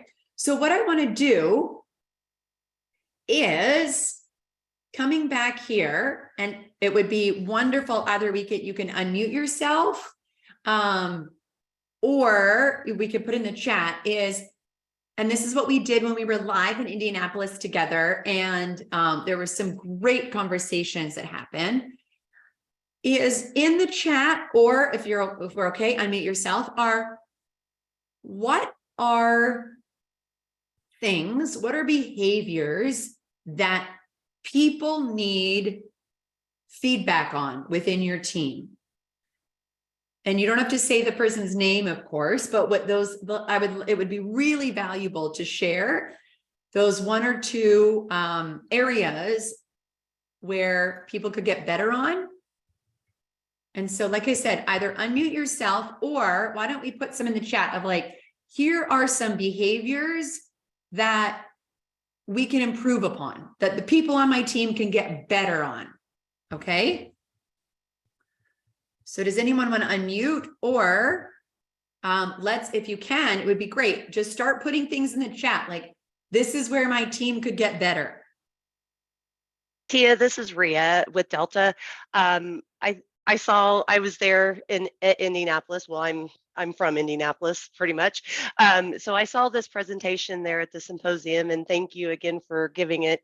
I would like to share that letting others have time or the floor, don't always, hog the in a team meeting, let others, have their voice. Yes. Thank you, Ring. And great to see you again.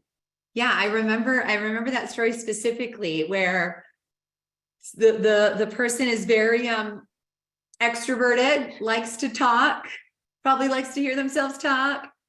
There's people that think as they're talking versus, yeah.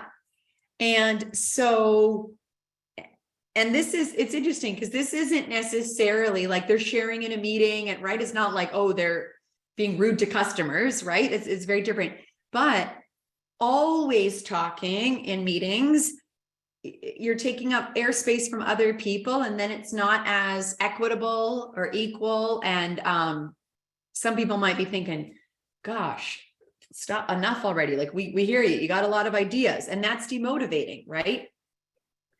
So for that specific example is, the specific behavior is yesterday, right? Yesterday in the meeting, it was a 45-minute meeting, and you talked for about 25% of it, even though there's 12 people. And so that's the specific behavior. It's like factual. And the effect of that is not everyone else gets to talk and contribute. And there's a lot of other ideas. And when everyone doesn't get to talk and contribute, that's demotivating for people. Doesn't feel as equitable. And we really, really want to hear from everyone, not just a couple people, to have our team thrive and be the best team it could be. So when we have our meeting 3 weeks from now we're going to the desired behavior. When we have our meeting 3 weeks from now, I definitely want you to contribute, share 2 or 3 times, maybe keep it, a 3-minute answer, like 3-minute ideas, 3-minute answers. And then please practice your active listening and let everyone else have talk time. And when you do that in our next meeting, people are going to be more motivated. Our team is going to be stronger. And the people that are a little more introverted will get to contribute. And their thoughts are really, really valuable too. That's the 4-part process. And then you're going to say, tell me your thoughts about this. So thank you, Ray. Yes, such a good example. Marie, I want to hear from you. You put insulting coworkers. Tell me about this one. I have to unmute. There we go. A person who routinely insults coworkers, not in a direct fashion, but in an introverted fashion. Things like, this really work you did is really great, but I would have done it this way, which in a way is constructive but destructive. Yeah, they're sort of doing like passive insults, indirect insults, right? Yep. They're kind of like disguised. Yes. So again, perfect example, taking this, if you have people on your team who when they communicate to other people in the team, that the person receiving it, their positive emotions go down. So if someone said to me, hey, you did this, but I would have done it this way. Again, our brain thinks about the negative, and that person's going to be sitting there thinking, oh, they didn't like my work. They thought they could do it better. Maybe I shouldn't, contribute or put my name up to do it at that time. Their positive emotions are going to go down. And remember, it's your job to have more positive emotions in the team than painful. That's a huge part of your job because emotions drive behavior. So in this case, you would say, let's say someone said that, you would then say, hey, would like to set up a quick, 20-minute Zoom or, Microsoft Teams meeting with you. And you would say, yesterday in the meeting or on that call, you said to Marie, and I would use the exact example. You said to Marie, your project was good, but I would have done it this way. And the result of that comment is that Marie is going to feel demotivated. Marie's, is going to feel that her work isn't as strong, and that maybe next time she won't want to put up her hand to volunteer for that extra work or to do that. So next time on our Zoom meeting is please share positive feedback. Like, as you said, that was good. That was good. And if you want to give constructive feedback, I'm going to train you on this 4-part feedback model. And, or I'm going to you can actually share it with me. You have to think about what you want them to do differently. Share that with me and I'll decide if, we want to give that constructive feedback or not. And when you do that, Marie's motivation is going to stay high. She's going to still feel positive about her work. She's going to want to engage and, jump on projects because we really want Marie to do that. And then you're going to say to this person who does these passive insults, tell me your thoughts about this feedback I'm giving you. Thanks. Okay, who else? Alex, Gabby, John, Tammy, I'm seeing all the Susan, Ruben, or Stephanie. Think about what people are doing on your team, or Stephanie, Angela. Yes. So positive and every feedback over the phone or in person, non-email, in our chat. Okay. Positive. Think about that, the positive jar. First of all, you want to know, there's some people on your team, like I managed salespeople for 14 years. They love feedback in front of everyone. They're like, show me the glory. Tell me how good I am. Salespeople love the ego. So I would do a lot of positive feedback in front of the team. Like, yeah, Mark did this. And yeah. And they loved it. Some people are very uncomfortable with that. So I would ask everyone that reports to you, are you comfortable with, public feedback, or would you prefer that I just give it to you one-on-one? Because some people might be like, I hate it when you say, you give me accolades in front of everyone. Most people are okay with it, but you could just check. So the positive appreciation, the positive gratitude, you can absolutely do that in multiple ways. You can send handwritten notes. You can do it in chat. You can do it in email. You can do it on the team meetings. You can do it in person over Zoom. Positive can be all, sprinkle it. Again, thinking about putting in the rocks. You want like 5 positive rocks to that 1 negative, something like that. So it can be done in all different ways. Feedback for improvement or constructive feedback, you want to do that ideally in person or over video, because you're being their coach. It can be very misinterpreted, right? Over email or written. So I would do, if you can, quick video or in person. And ideally, reframe it as it's not negative feedback. It's feedback for improvement. The person's here, you're giving them feedback so they get here. Give them a little more feedback so they get here. And in the future, maybe they could take your job, right? That's the whole point of this, is you're coaching them to get better and better and better. Think about Miss Serena Williams, or the coach over time, better, better, better, better, better.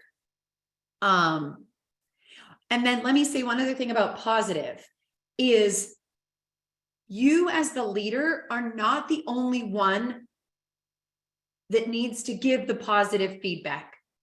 People can make each other happy with positive feedback. So at the beginning of a team meeting, you could do public shout outs. Here's an example. I'll give a few of these public shout outs. So you say, okay, this is our monthly meeting. I want everyone to reflect on the past month. Think about someone on the team that really helped you, supported you, not the boss, right? Think about your colleagues. What did they do?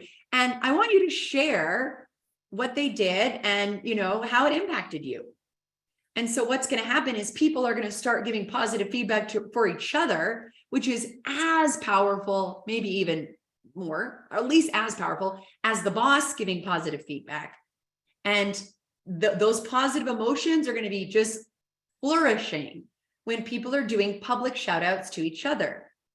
In person, you can also, for example, if you have people that are in a call center working together, on Amazon, you could buy, you know, $10 little, it's like appreciation cards or appreciation Post-its, and you give everyone a stack. And you say, when someone does something awesome, write it on a little note and just go stick it at their desk. Maybe when they're grabbing coffee or they're in the bathroom, that person's going to come back for the bathroom and see this little thank you note, thank you Post-it, like you're awesome or great job. And they're going to, you know, write. And it's not coming from the boss. It's coming from each other. Literally, you can get these kind of things. Like I said, 10. Also, if you have like a lunchroom, you can, this is very, very inexpensive. You can hang a string on the wall and have pieces of paper and little clips. What are they called? I forget the name of it. Anyway, little clips. And you can, you know, it could be your like gratitude wall or good things string. And people, again, this isn't the boss. People are writing down, Ruben taught me a really efficient way of doing this. Thank you so much, saving me so much time. Ruben, you're awesome.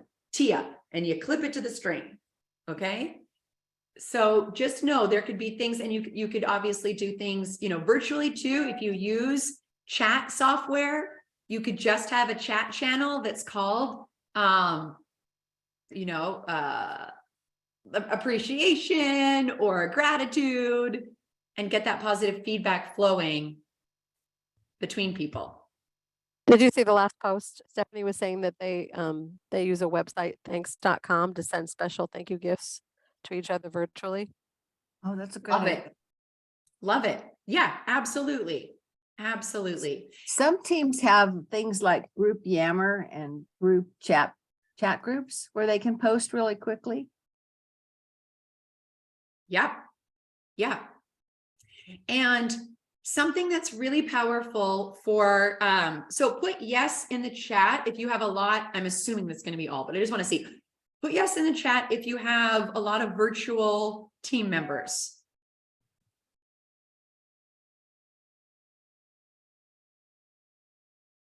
Yes in the chat if you have a lot of virtual.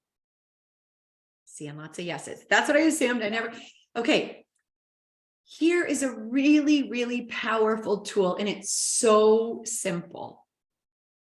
So texting and emailing and chatting is obviously so pervasive in our work culture, right? If you take the time to get on your phone and record a 30 or 40-second video with some positive feedback, right? And you say, like, you just hit record and you're like, Ken, the way you like, we just listened to a recording of this customer call. Oh my gosh, you blew it out of the park. That was flawless. We could use that, you know, to train every single new hire. You rock. I hope you're having a great day. You know, thank you so much. And you hit send, this little video from your boss. Ken is gonna like get on his phone and go, oh, text message, and see this little video. Oh my gosh, he's gonna be so filled with happiness. So, you know, think about that. The little human connection is the #1 predictor of happiness. So the ways that you can put in that connection will help. Okay. We still have a little more time. So in addition, Ria had something, Tia. Ria, do you want to unmute and just tell us a little bit about the Viva Insights that you use for reviewing your praise history?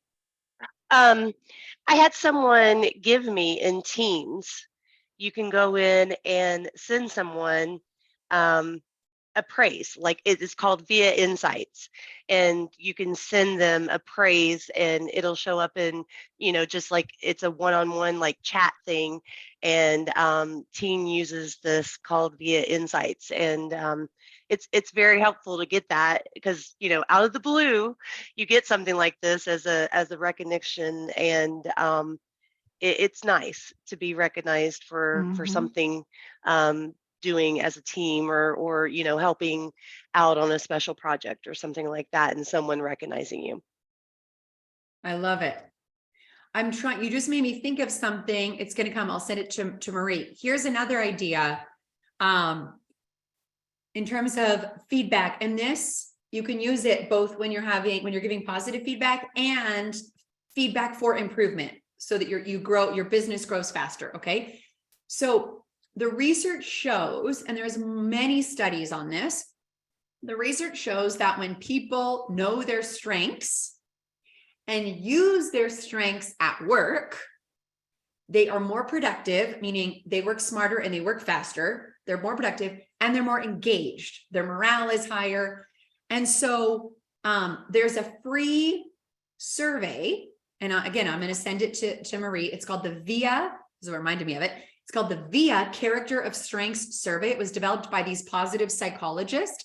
And you can send this to everyone on your team and say, I want you to fill out this free 15-minute survey. So everyone, you create, like, you put in your username and email, but you're not going to get spam or anything, but you basically just register, do this 15-minute survey. And at the end of the survey, everyone is going to get this report that shows their top character strengths. Okay. There's also ones like Strengths Finder and Now Discover Your Strengths. I think you have to pay for those ones, and you could definitely do that. This is a free tool. And you could say in a team meeting, and I did this, is you'd say, I want everyone to go around and share their top character strength. And so, for example, someone might say honesty. Someone might be like, no surprise, mine was zest, or like energy, and like, okay. So you say, share your top character strength. This is something that you are naturally awesome at.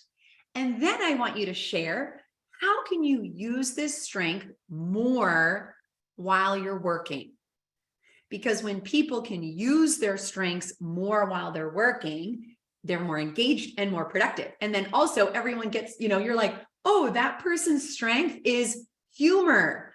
Good to know. When I'm having a really bad day and I just want to cry and go home and watch Netflix, I'm going to call that person and say, make me laugh, because I know you're really funny and you love being humorous, etc. So that's another tool to use to, and then of course, for that feedback for improvement, you could say a coaching question like, how can you use your strengths? You as the boss, ask for everyone's report so that you're like, these are their, I know this person's strengths, I know this person's strengths, this person's strengths. And you could say a coaching question like, how can you use your strengths, your strengths of this and this, to support you in developing this area? Because people love using their strengths.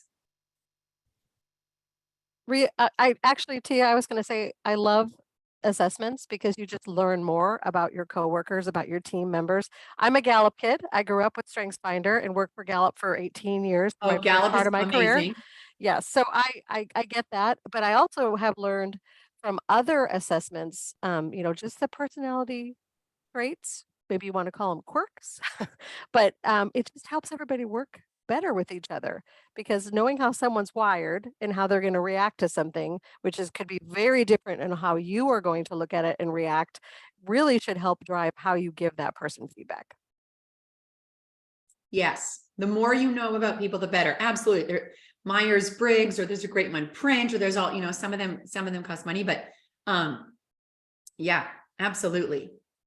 One of the things that I love sports, and one of the things that I thought about many years ago when I had the Dial Contact Center is all of the sports professionals are always measured on their wins.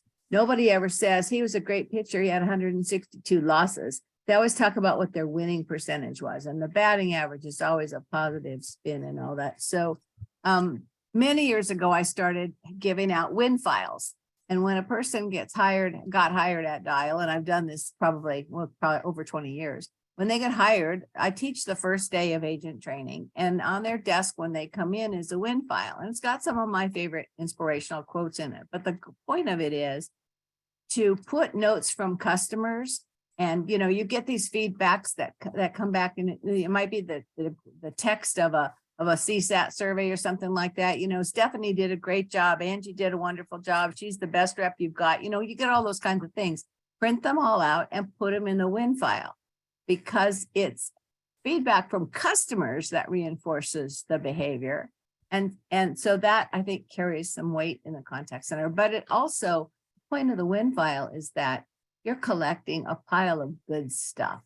Here's your scores every month. Here's your performance. You can see your performance improve. Here's tangible proof that, you know, on that ugly day when somebody calls you every name in the book and you're in tears, you can pull out your win file and you can look at it and say, you know what, I'm not really a horrible person. Most people, you know, I'm thinking about it in a proportion.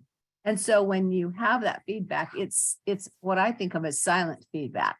It's a reinforcing of things in a positive way, but it's collected, because people forget about those things and they don't collect them, and it comes time for their performance review and they don't have any of those documents. You just use simple use of a win file, you've got it. And so I've probably done that over 30 years. And when people come into my office for their feedback, I say, bring your win file, because they can see that over time they've improved from 1 month's stats to the next, especially newbies. And when they're just coming out of training and out of the nest, they can see their progress, but they can also see positive reinforcement from their customers too. Love it. Love it.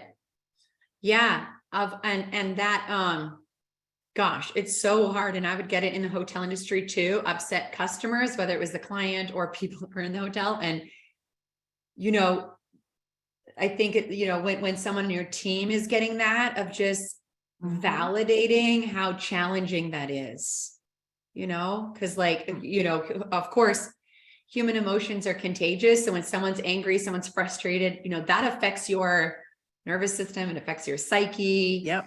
And so being that, like, wow, that is really, really hard. That's demotivating and frustrating, and maybe a little infuriating if the customer is completely wrong and just going off, right? Yeah. Yesterday, we had a presentation from BPA Quality, and it was David Blackwell who was talking. And one of the things that he said that I captured in my notes is the difference between operational feedback and motivational feedback. And listening to you today, I'm connecting the dots, because you started with be specific, point out the operational, but end with motivational. You can do this. Here's how great you can be, you know, and so forth. And I think that's a very good way to apply the premise that David put forward yesterday and marry it to your process today. Oh, good. Yeah. I get asked a lot, okay, how do we make feedback not demotivating?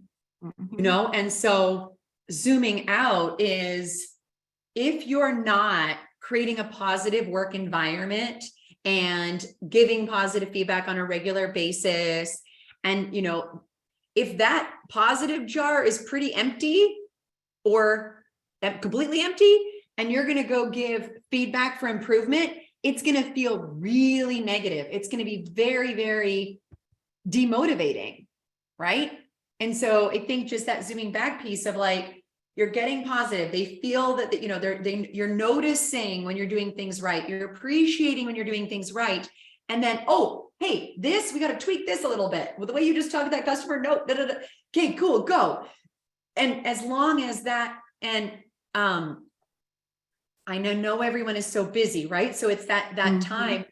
And I find that a lot of leaders need reminders to be giving consistent, specific, authentic feedback to everyone on a regular basis. So if this doesn't come to you naturally, number one, that's okay, right? Is put it in your calendar. You could have something Tuesday afternoon that says, appreciate everyone reminder. And you're like, I'm going to send some emails. I'm going to do a little video. I'm going to, it doesn't always have to be Tuesday at 2:30. Your team might be like, how come Tuesday at 2:30? But you might need a reminder, or put a post-it on your computer that's, fill up the positive jar. And it's not just to your star players, to the people that are struggling too, potentially, if you feel like you can coach them along. Now I will say, and I was actually just talking to a CEO of a law firm yesterday, is when you have that feeling in your stomach about, okay, I've given this person a lot of feedback. They're very clear in their job description. They've been trained on everything. A lot of times we are too slow to manage out, and it affects the team. Now, I know this is a very challenging labor market, and maybe you're like, I'm just thankful to have a warm body that has a heartbeat and they can, it depends on where you are.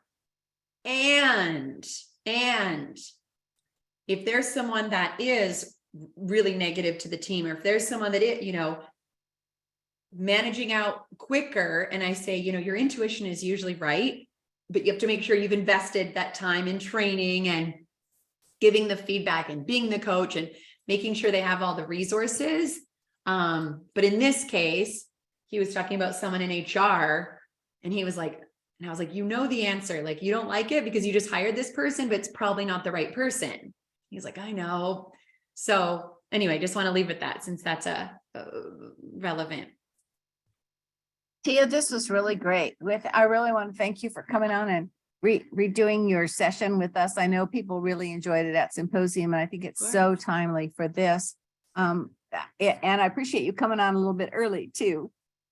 Fawn's asking a question. Fawn, you have your hand up. I don't know either. I can't see. Yeah, we have time for another question. Yeah, just one more. Steph, we'll get to you in just a second. And you can Steph's always next. email me too. Hey, Tia, pick a number, please, and I'm going to get a book winner. Pick a number. Yes. Pick a number between 1 and happy leader. 27 is on right now. 1 and 27. Yes. 1 to 27. Okay. 14. Okay, and I'm going to resort a couple times for the randomness, but keep going. All right. Thank you, Tia. We really appreciate it. And you put your contact information in your presentation. So when I send out all the presentations, if you guys have further questions for Tia, we can get to that then.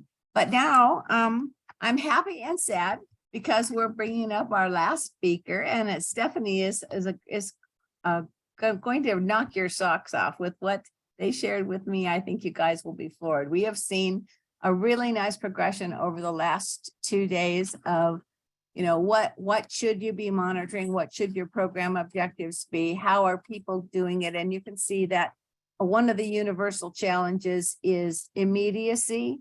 And one of the universal challenges is all the different channels and so forth. So I think from what I've seen anyway, at least what they're doing at Callzilla will be one way to deal with some of that challenge. So without further ado. And Marie, can I just finish with Tia? Let me just give the winner. Yes. The Okay. winner, and I had to actually look in here again for the name. It's Lance Manuel with Travel Zoo. Oh, yay. Good. Thank you. Congratulations. Okay, so now Stephanie, are you ready? I'm ready. Thank We'll you. start. You can share your screen. You got it. Can everybody hear me okay? I think so. Okay. Yep, Steph, we're good. All right. 1 second. Let's get it going. Okay. Can you guys see this okay? Yes. All right. Perfectly. Okay. So like Marie said, we are going to walk. Stephanie, Yes. excuse me. We're seeing your, you probably need to go to presentation mode because we're seeing you and your notes and your slides and everything. What about there? There, that's better. Thank you. Better? Yep, you got it. Okay, so we're going to walk you guys through what Callzilla does. If you don't know Callzilla, we are a contact center outsourcing partner. So we're located in Florida and our operations are throughout South America and Colombia and South Africa. So we have clients across several different verticals. And what we do for quality management is a little bit different than what everyone's presented, and it's kind of progressed over the last 3 years. So we're going to share with you kind of how we do it and what our process has looked like along the way. Before we get started, so we used to be, fairly what we would say now old school, using paper scorecards, doing reviews. We would have people in offices with their heads down, their headsets on, listening to calls, and maybe we'd get through 10% of the calls. And that's progressed over the last few years to now we're a fully automated quality process company. So I'm gonna click ahead here. So basically where we're starting here is what is conversational analytics. That's how we describe what we're doing at Callzilla. It's automated quality assurance. The difference between speech analytics alone and voice analytics is that speech analytics only monitors keywords, key phrases, some of those things, where voice analytics also measures tone of voice, attitude, level of empathy, and those things. So conversational analytics takes both of those pieces and combines it into one, and that's what we're analyzing. And we are able to analyze 100% of our recorded calls and our emails. So basically every call that comes in, the system is right away, there's a tiny lag of a few minutes, but it's analyzing that call based on a scorecard that's been created between us and the client. And we'll dig into a little bit more how it works. And feel free to jump in and ask questions or place them in the chat if you guys want me to stop. But we have two different systems, two different programs that we use. Both of them flag what we call, throughout the calls or throughout the email, it'll flag positive, negative, and neutral moments. So we'll build those together. Again, like I said, a negative moment could be a keyword. We have one client, for example, that if we ever hear Better Business Bureau said on a call, it immediately sends up a flag. The case is flagged, goes to the leadership team so that can be addressed like real time on the spot. But it also flags the positive moments. So those keywords that we want to hear, the empathy that we want to hear, and so on. It transcribes all of our calls to text so that you can, the supervisors, the team leads can read it, and it highlights in green and red the areas that are, positive, negative. And we'll go through some examples, but it has dashboards, we have evaluations that are used for coaching, so on and so forth. So why did we go to this process? I thought it was important to kind of touch on this. So like I said, we were doing it very manual, started going down the path of automation, and now we're fully automated. And these are just some of the things that we've seen. So time savings is a huge one. So coaching happens sooner. It can be addressed much quicker to lead to better improvement. So we were finding that if an agent maybe made an error on a call on a Thursday, and by the time the QA team reviewed it later in the week, maybe giving the feedback the following Thursday or Friday, a week had passed, that maybe that same error had been made on multiple calls, where now it's flagged in our system. We're reviewing the calls and the evaluations daily. So we're able to get to that agent right away, at least same day, and say, oops, there's a process that you're not following correctly, or maybe there's some keywords they're saying they shouldn't be saying, and then we can address it so that it doesn't continue to happen. So the time savings, the coaching's happening quicker was a huge benefit that we saw right away. Another one is subjectivity. So everyone's being measured fairly by a system automatically. It's built based on the rules that we want it to be built on per program. But there's no QA manager or a specific person reviewing select group of calls, because there could be subjectivity, based on every QA person might view something a bit different or hear the tone a little different, where the system is, it's not subjective, it's not, there's no favoritism or anything like that.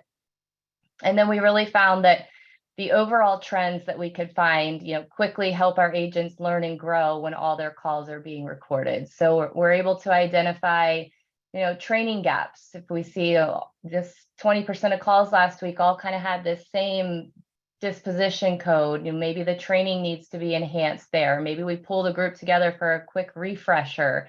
And we'll talk about this a little bit later, but we've also seen that, and Tia mentioned a bit of this, but when the agents feel like they're well equipped to handle the calls, they're well trained, they have the information, that means that they're happier from what we've seen, which helps with retention. And then automation helps the leaders help the agents. So the tools, the dashboards, the feedback, the scorecards that our leaders get make it a lot easier for them to be able to coach every single agent and give them very pinpointed bits of feedback and recognition also. Okay. So I talked a little bit about these moments, so I'm just going to show you guys a bit about the tools that we use. I won't go into so much detail, and I noticed that some of these are a little fuzzy on my screen, so hopefully you guys can see it. But basically, so moments tell the tool what we want to analyze. So the tool's only as good as how we set it up per each program. So if we just launched it out of the box without building it, it wouldn't be nearly as effective. Every brand has keywords. Every brand has a tone they want. I think a lot of you guys know I used to work for Pandora Jewelry, and we had a very specific tone down to, we had key tones. We wanted them to sound playful and energetic. Finance company might want more professionalism in the tone, things like that. So we build that together, and then the system is going to flag these moments. And I'm going to see if I can play this. You guys tell me if you can hear these. These are just some examples of some pieces of recordings that the system flagged for some of our current clients. Can you hear? No, but isn't that gal from Mean Girls? Is that Yes. the Mean Girl actress? Yes. She looks like her. It doesn't sound like it's playing. I'll send this. Cindy, you can share it with everyone. They're just little recordings. So this one, the person's complaining, I can't hear you. Your headset, something's wrong with your headset. It's not a great pickup. And that's one that got flagged. And we immediately realized, okay, this agent had some connectivity issues, and we were able to resolve that for her the same day. And then willingness to help here. And then a lot of clients have scripts. So this, we put into specific scripts, and if the agent veers off of the script, it's going to flag that, or it'll recognize that they are following the script.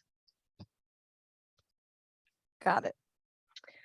So for these moments, they can be, they're categorized in certain ways, whether it's positive, negative, or neutral, and then they're sorted. So let's see, I think I had sorry guys.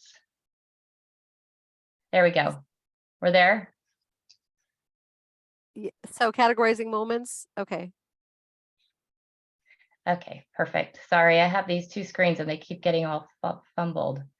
So a negative moment is the opposite of positive, obviously. We're going to be looking for customer satisfaction actually in there. So satisfaction is categorized as negative. The keywords that we input there for a system would be frustration keywords. So we're obviously, any words from frustration for a customer are going to give a low score. So we're looking for 25% or less in those negative categories.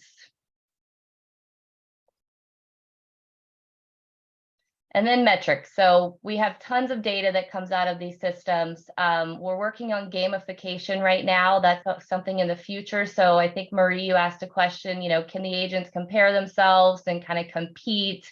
That's next on our journey here. But right now we do have scorecards or scoreboards that we can share. We post those in Teams. We show them in meetings that show the general KPIs per agent. And then high level, Neil and the leadership team would look at it by program to be able to compare how everybody's doing with their metrics in general, from customer satisfaction, quality, and all of the different KPIs.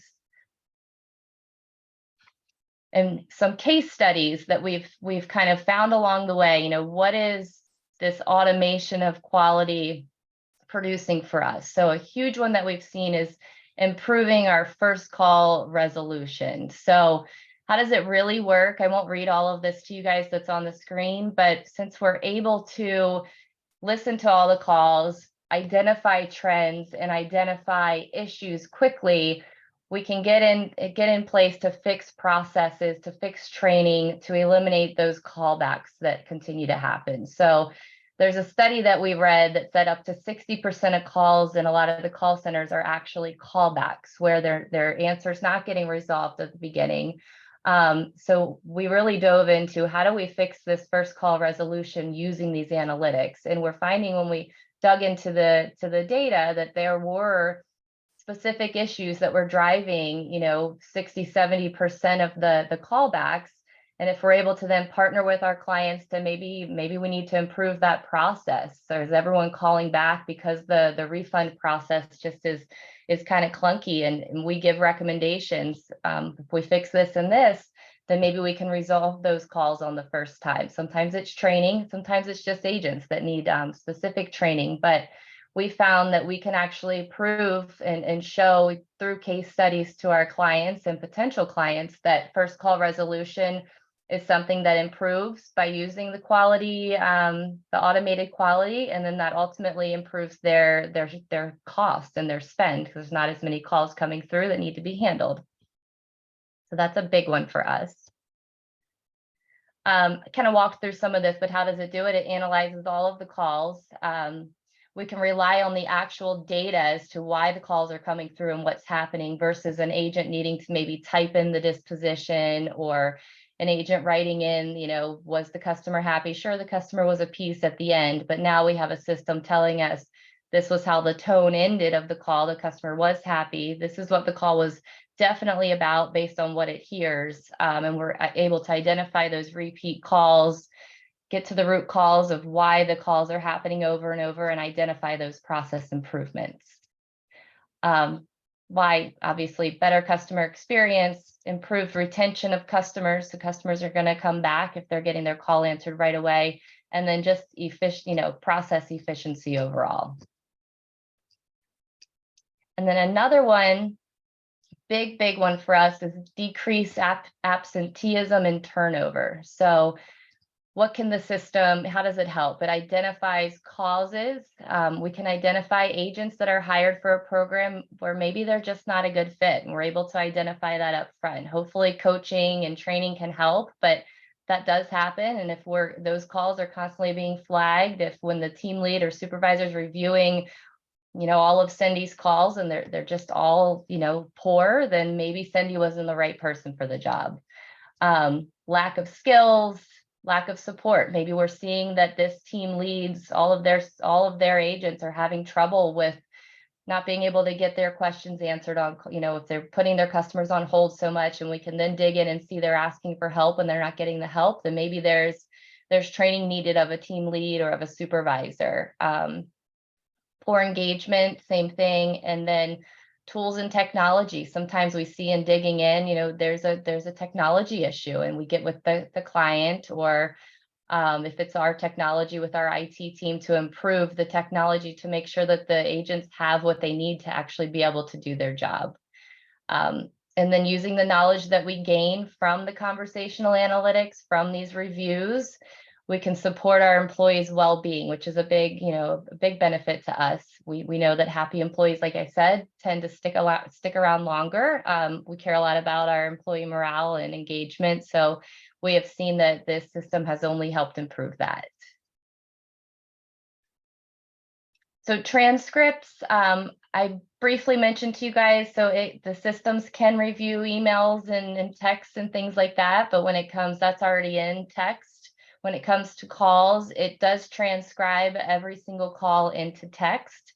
That way we're able to quickly search for keywords or moments or categories. So we might have, a reason that a client tells us, I have something going on with this product. Can we go in the system together? And they have access also, or we can do that. But can we go in and search for any call that came through that has the word, I don't know, we have a plant company that does seeds, and we had to look for a specific seed packet to see how many calls came in so they could then review what were the reasons, and it helped them to be able to improve this product. We can also look for, more customer service type words. And here we search for the word appreciate. Is everybody saying, are there customers that are saying they appreciate us, or are we appreciating the customers? It's really based on client what they're looking for, but it's an easy way to identify trends, patterns, keywords, and things like that. Hey, Steph, Missy's asking, is voice showing up via text with a certain % of accuracy? Voice? When it Yeah, sorry. No, Missy, if you have more, Missy, go ahead. Yeah, go ahead. No, I think this is interesting. And I thank you for clarifying that this is also inclusive of text, because in the beginning, we spoke about voice and email, but also we have a pretty extensive chat process. But I'm just, going through our current platform. Sometimes voice isn't 100% accurate through when it is transcribed to text in our platform we currently are leveraging. So I was just curious to hear what the accuracy looks like for Callzilla. Yeah, you're right. It's not 100%. There's certainly times when we find that. I would say it's pretty high. It's not often that we see that, but we, and I think I do have a slide to talk about this, but our QA team is still very involved. So they're going in and they're spot checking the system daily to look for things like that. And if we start to see a higher percentage of them not being transcribed the right way, we would reach out to our partners with these different systems and look to see what do we need to do to fine tune it a bit. But it's not been a big pain point for us with our 2 programs that we use. Sounds like it's a better fit than what my iPhone does when I talk to it. It doesn't like to get my words correct. I blame Siri usually on that, but mine neither. So this is just showing again kind of how it works, a better screenshot here, but we can filter it down if we just want to find these keywords and phrases, but by which channel, and by date, by agent, by group. So this is just an example here. You have another question, so I'll just keep popping these in if that's okay. Yeah. How many people do you have doing the QA checking stuff? We have our full QA team. Sorry guys, this recording is playing here. Hold on one sec. There we go. I could hear it on my speaker. So our QA team, we have QA team members assigned to each program. So it depends how big the program is. So I would say, per every 15 agents, we have 1 QA person reviewing, and they're doing it all day, every day, and giving feedback both to the leadership team, to the agents, and working with these tools to make sure they're working correctly. Okay, and you have another question. Are you loading in all the channels so the agents get a well-rounded feedback session? Yes. Yep, and they get their weekly, one-on-one session with their leader. They go through this. They still listen to calls together so they can hear themselves and understand or read the transcripts. But yes, the only thing we can't tap into right now is social media. So if we handle social media for clients, it's not built into these systems yet, but that's something on the roadmap for the future. Got it. And how are you monitoring social media now? Manually. So our QA. Yeah. Okay. Yeah, good question.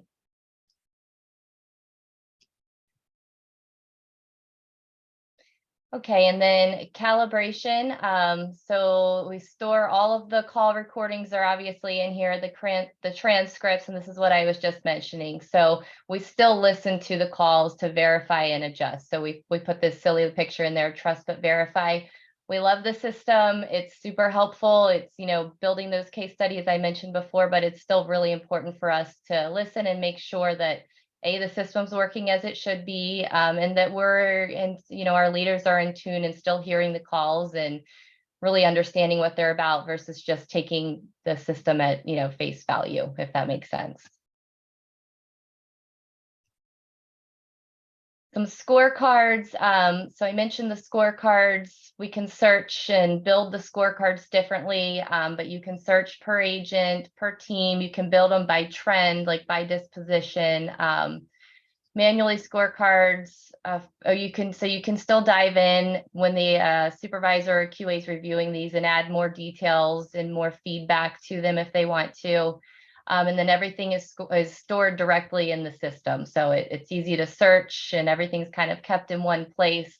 For Callzilla, it's all there for all of our programs. And then for each specific program, they would see all their different teams or however they have it set up and be able to view it holistically or as in detail as they need to. Okay, we had another question sneak in here. I think it's Marie. Hang on here. I got caught up. When the system sees an error, Stephanie, is it giving agent corrective action during the call? So it's not right now. So right now we have, and that leads me exactly to this slide. So we have what we call post-call analytics. So post-call, they're all reviewed, but it's not happening until after the call ends. So depending on what telephony system you have and how long the connection takes, it could be within a few seconds or a few minutes. But it's the call ends, it goes through, it gets listened to, evaluated, and spits out the results. What I think Marie's talking about is what we're calling real-time agent guidance. So I put this slide together because this is a lot of what we're talking about at Callzilla right now. Working with our technology partners, how do we get to this next step? So kind of this is the future of speech analytics or automation and QA. Post-call is what we're doing now. It allows the calls to be evaluated. It does provide amazing insight. It does provide a lot of those metric increases that I talked about, but it's not live. There is that slight lag. Real-time agent guidance programs will be listening to the calls or reading the chats or emails in real time as they're happening. The system will understand what's being asked from the customer, and then it'll suggest to the agent as he or she's listening, it'll suggest the next best steps. So it starts out by learning by knowledge base articles. So if you're implementing this for the first time or your new program, you're going to input all your knowledge articles. The system's going to start learning, and then it starts to learn more and pick up more insights as to what to recommend to the agents by learning from previous calls and the knowledge base articles. So it's important that you keep up with all the information in the system, make sure that it knows what it's looking for. But this is something that we're really excited about, kind of a game changer in the quality automation world. So we've been learning a lot about it. And I think the goal is within the next year that we would get to this next stage, which is pretty neat. And Steph, over the years, we've talked a lot about the whole knowledge base integration aspect for QA. And, obviously people are getting the right guidance and the right answers, they're going to do better overall with quality. So, I mean, it's been a topic that's been around quite a while, but all of the nuances haven't been figured out. So it's interesting that you guys are thinking of going to that step, because that was kind of like the pie in the sky to be able to have that all-inclusive monitoring, but, agent assist at the same time. Yeah, exactly. And, what we're learning about it is that it doesn't sound like it's right for everyone. Certain businesses or companies that are very scripted or, I think the example we were given is an insurance company, for example, might have such strict rules that they really just need to stick to their scripting and stick to what they're trained on. But the programs that have a little more flexibility and that are a little more creative in the answers and the things that the agent needs to provide, this is going to be like a game changer for them in the future. Mm-hmm. So it's pretty cool.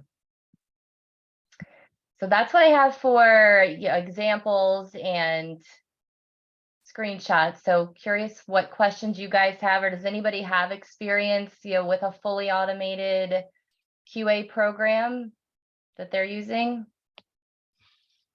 Please chime in.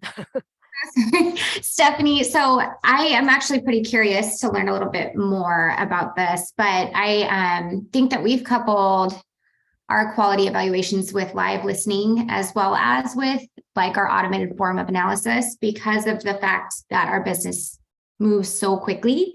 And when you said slight lag as the platform lives today, is that a 24-hour period of informing your dashboard, or is that quicker?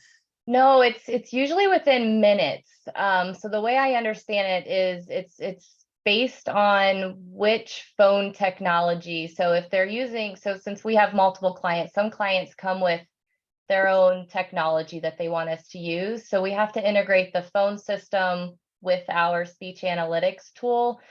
So it could vary a little bit, but typically you're talking minutes to an hour, not like a day.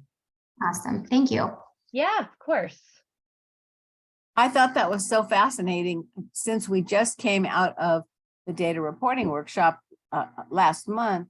And we were talking about finding errors when you're putting the reports together and how that slows you down because you got to correct it.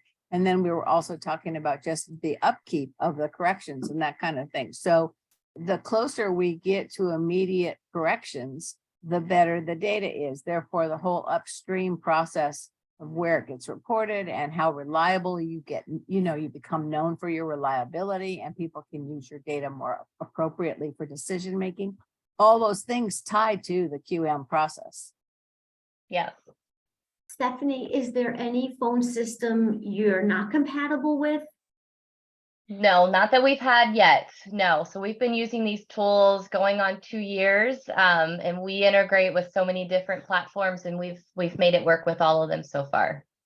This sounds amazing. I mean, as the team grows, it's so hard to just listen to every call recording and see if it's, the right message they're sending. So this is something like that could happen so quickly and really, and I love how you said, like, maybe the agent isn't the right fit for that program. Exactly. And that's something you'll find out sooner rather than later. So that I really like too to hear. Yeah. We find a lot too in talking to our QA team and our supervisors that per program, a lot of the same issues are popping up. It's not every person's not so different. So they're all kind of struggling with the same things. And then it's nice to be able to tackle that one problem with all of them too. So yes, sometimes just one agent's a bad apple, but sometimes they're all just having a really hard time with a specific type of call. And then if we can just tackle that and do a quick training or a refresher, then they all feel more confident and happy, and they feel better about what they're doing. And we've kind of solved the problem, and handle time starts to go down because they're not struggling to figure out the answer on that topic. So it's helped to identify those trends and those chunks of calls with the same issue. I have a question for you, Steph. Are the calls themselves stored in your software? Yes. And when you talked to us about doing this presentation, I was kind of blown away about the 100%. Because of the quality monitoring programs that I did throughout the years, it was never 100%. We aimed to get as many as we could, but we didn't save all the calls, et cetera. So I was really impressed by that, especially with the speech analytics, to be able to search through there to really find where your problem areas are, or just, insights that you need to be looking at to either coach and educate the reps, or possibly issues within the call center, et cetera. So it was very impressive to me. So I was excited for you to be presenting this to everyone, because I know this is your platform and what you do, but I hadn't really seen someone get to this point where they were doing it with all the calls. Yeah, we did a presentation similar to this at another event a few months ago, and some of the people in the room, it was an in-person event, were saying that they think they would be overwhelmed with all the data. So you have 100% of the calls, like, where do you start? There's so many of them, how do you, so it could be overwhelming to someone that's used to only evaluating 5%. Suddenly you have, depending on how large your volume is, all this data. But as long as you have someone who can use the system, and obviously we do that for our clients, but you're segmenting and building charts and dashboards, it makes it more manageable. But yeah, it's all the calls, 100%. And your critical areas are alerted, right? I mean, if you've got something that you really want to be watching for that could be catastrophic, whatever, it's being alerted so that you're not sorting through everything, that kind of stuff. You're being told, go look at this. Yeah, you can set as many, you can set as many flags as you want. So if we have a client that wants, 20 different things flagged, there might be a lot of things flagged, hopefully not, but it could flag, a handful throughout the day. Or if they don't want anything that's automatically pushed out to them, then you would still be able to go in and kind of look even by color. These calls are red, what's going on? These are green, we're in good shape. So there's multiple ways to do it. Here's a question. Denise is saying, please remind me the name of the tool. Is it a homegrown proprietary tech solution or not? So we use two. I'm allowed to share this, I assume. We have Observe AI is one of our two, and the other is Aweken, AWEKEN. I'll put it AW.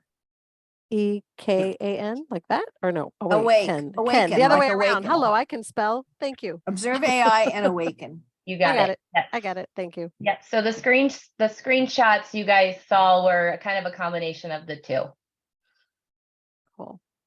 One of the things that I was really fascinated about, since I've been doing quality monitoring for many decades, back, when you literally had a physical tape and you put the tape in a tape player and you listen to those calls and you had to run them back and run them forward and, check off against your form and all those things.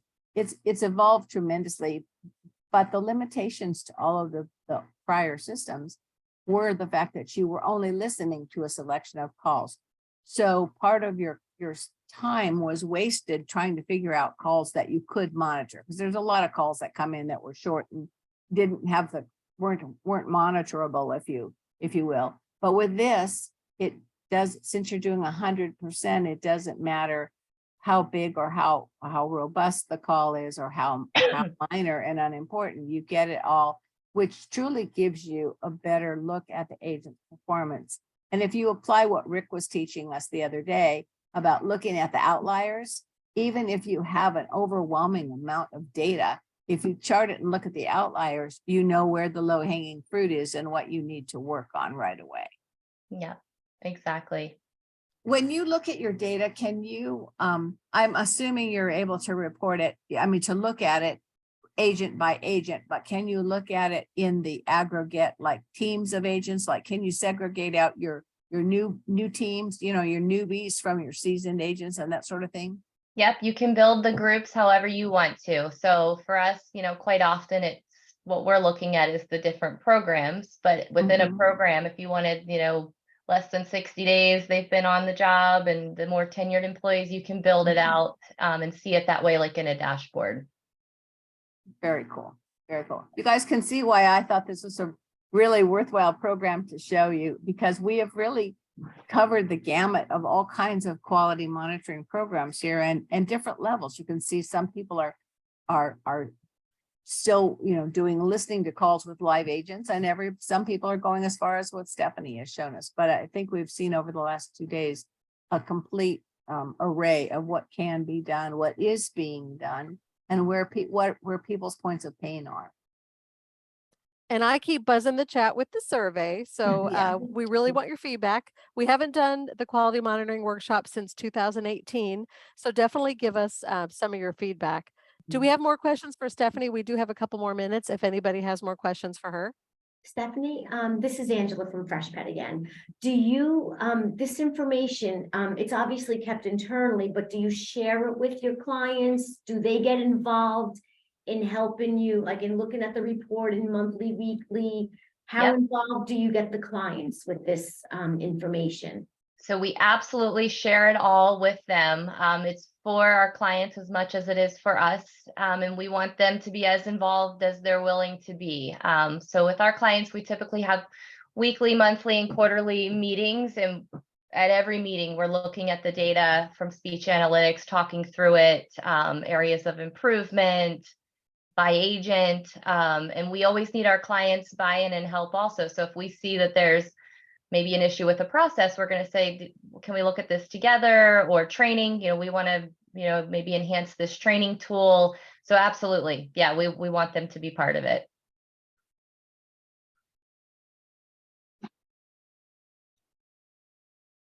Any other questions? This was great, Stephanie. Thank you all very much. Yeah, great job, Steph. I know we are a little ahead of schedule today, which is pretty rare for us, actually. We usually are always behind, but we're ahead of time today. But what I would like to do is, if you guys want to turn your pictures back on or something, I'd like to hear over the last 2 days, what kind of nuggets of information that you all got out of this that you thought were like the aha moments for you. I was taking a lot of notes, even though I'm not still doing this. There were quite a few aha moments for me. So what are some of the things you all heard that you hadn't thought of before? Marie, this is Brian. Brian. Yesterday, I had an issue with Ameriflex, which is my health plan managed account. And the person on the phone, you could hear all kinds of background noise from all the other reps on the phone. Mhm. And I immediately sent Vern an email and said, hey, you need to contact this company. And I mentioned it to the rep on the phone, and she said, yeah, it's been a real problem. We've put in for some new headsets, but that noise cancellation and what that can do, and in conjunction with what Stephanie was telling us about, is really a game changer. Mhm. I second that emotion. I actually went in the beginning when I first started doing this job, I went to my IT team and said, could you get me a keyboard that doesn't make noise?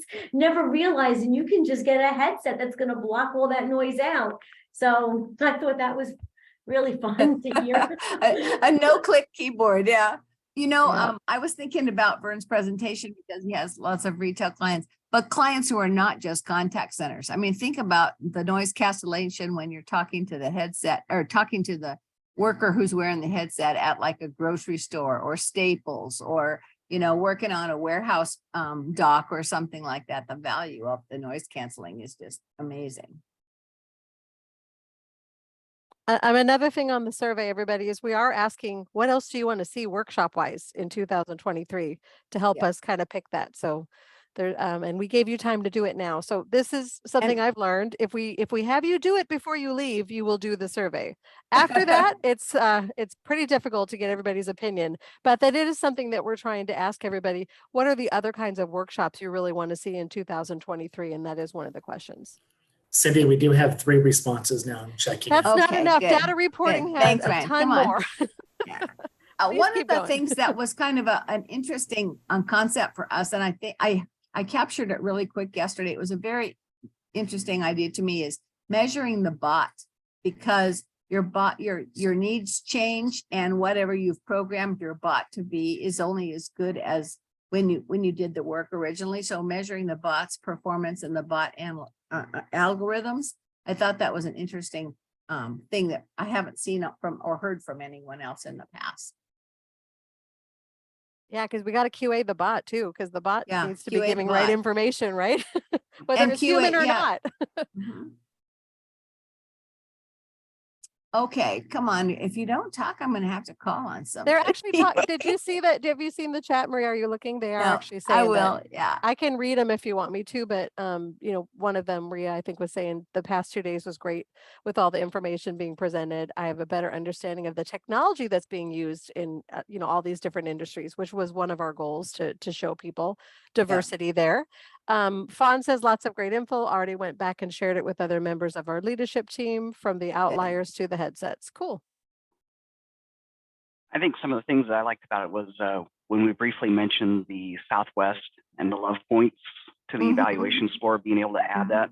I really like that idea of being able to have our guys and gals be able to distinguish superior work and put it to that notch above. So I think that was a good takeaway that I'll probably change in my forms and how we do things.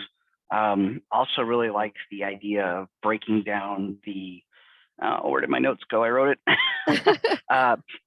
Content areas versus non-content areas for the evaluations. One of the struggles in our line of business is we have 4 different groups that are doing different things, and we're trying to use common categories to define everything, but we let each group define internal to categories. So responsiveness for one group is not the same for the other, but we're able to use that to combine and truly get an apples to apples to see how the grouper's doing.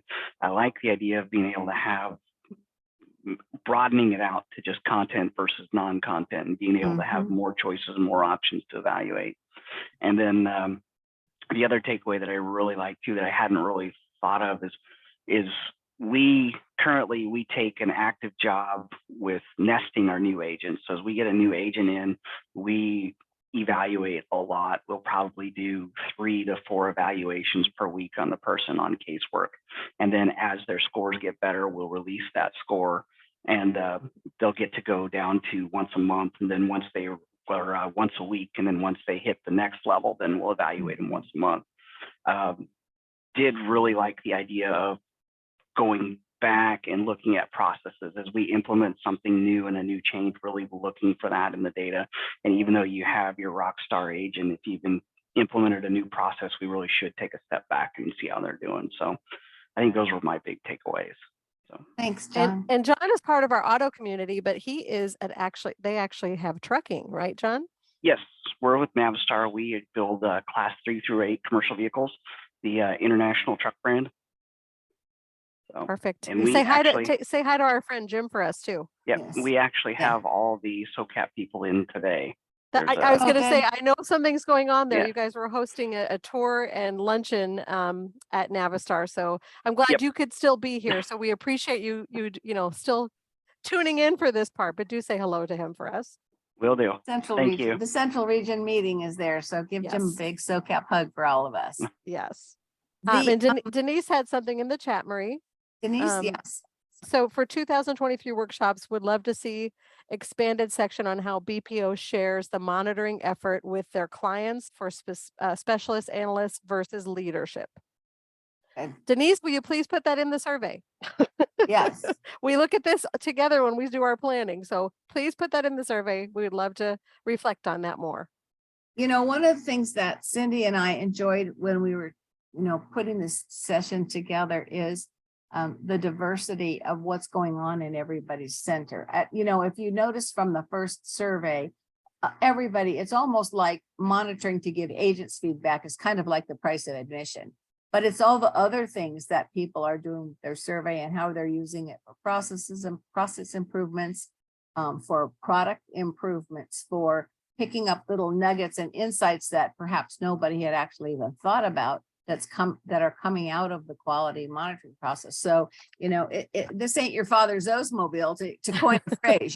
Quality monitoring has changed a ton over the last couple of decades with the advancement of technology and the growth. And I had a crazy thought last night that because of the pandemic, like it or not, effectively, everybody who works from home is in some regard or way a contact center employee, because they don't have all of the in-person tools and desks side by side and face to face and all of those things that they once had. And so everybody now has to learn to use some of the contact center behaviors and things that we do. And so this quality monitoring platform could actually be used in a lot of ways throughout the company. And I can see it being expanded and grow to automation and to other areas, places where it's the B2B support. Imagine how great it would be to have quality monitoring on your help desk. Some of those kinds of things are great opportunities for this. So you can carry the message in a lot of different ways, and your sphere of influence widens. Yep. Any other comments in our chat, Cindy? No, just the last one from Denise, but unmute yourself if you want to say anything else. If you don't feel like typing today, we're happy to have you just, vocalize it.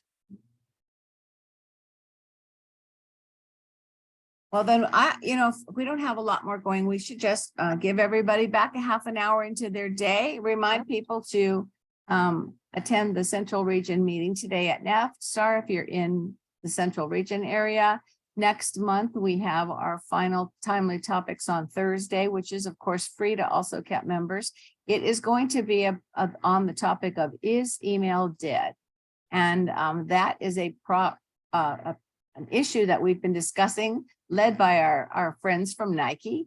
Karen Vaughn started us onto that conversation a few months ago, and it's a very interesting perspective about how emails are being managed or no longer even used by many contact centers. So the timely topics for December will be on, is email dead? And then coming up in December, we also have a Western Region event that is going to be such a blast. It is going to be a virtual product tasting with Crafty Cask. It's Susan mixology, Heinerton. actually. It's Mixology. going to be a mixology session, and it'll be virtual. So when you register for that, you'll get information on the products and what we're going to be doing, but it's going to be a really fun event. And we have a terrific event coming up in the Northeast on top of the World Trade Center, Windows on the World, which is an amazing thing. And along with registering for that, you also get a PowerPoint program that tells you about the history of the building of the World Trade Center and both the first one and the digging and the buildings they had to collapse and all that onto the second one. And that'll be free to anyone who registers before, I think it's November, I can't remember the date. 18th. Right, November 18th. No, yeah, and for the we free get part, but that- the event is on The event, the yeah, the event's 9th not free, of but December. the bonus program is going to be available to anyone who registers before November 18th. And it's a firsthand look by Brian Giannini's grandpa, who actually worked on the whole project. And it's very interesting.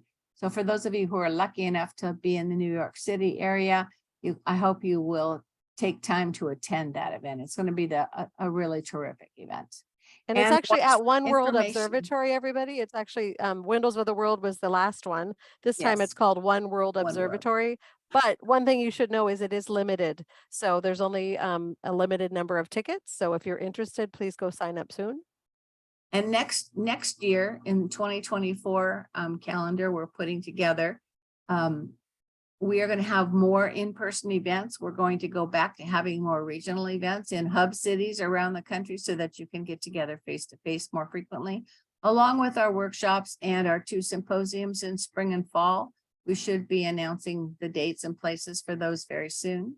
And the platform and the program for next year is going to be very large and robust. So please watch your website as we convert over to the new platforms. You'll be seeing a few changes on our website, and you'll be seeing access to events and so forth for 2020 or 2023 very soon.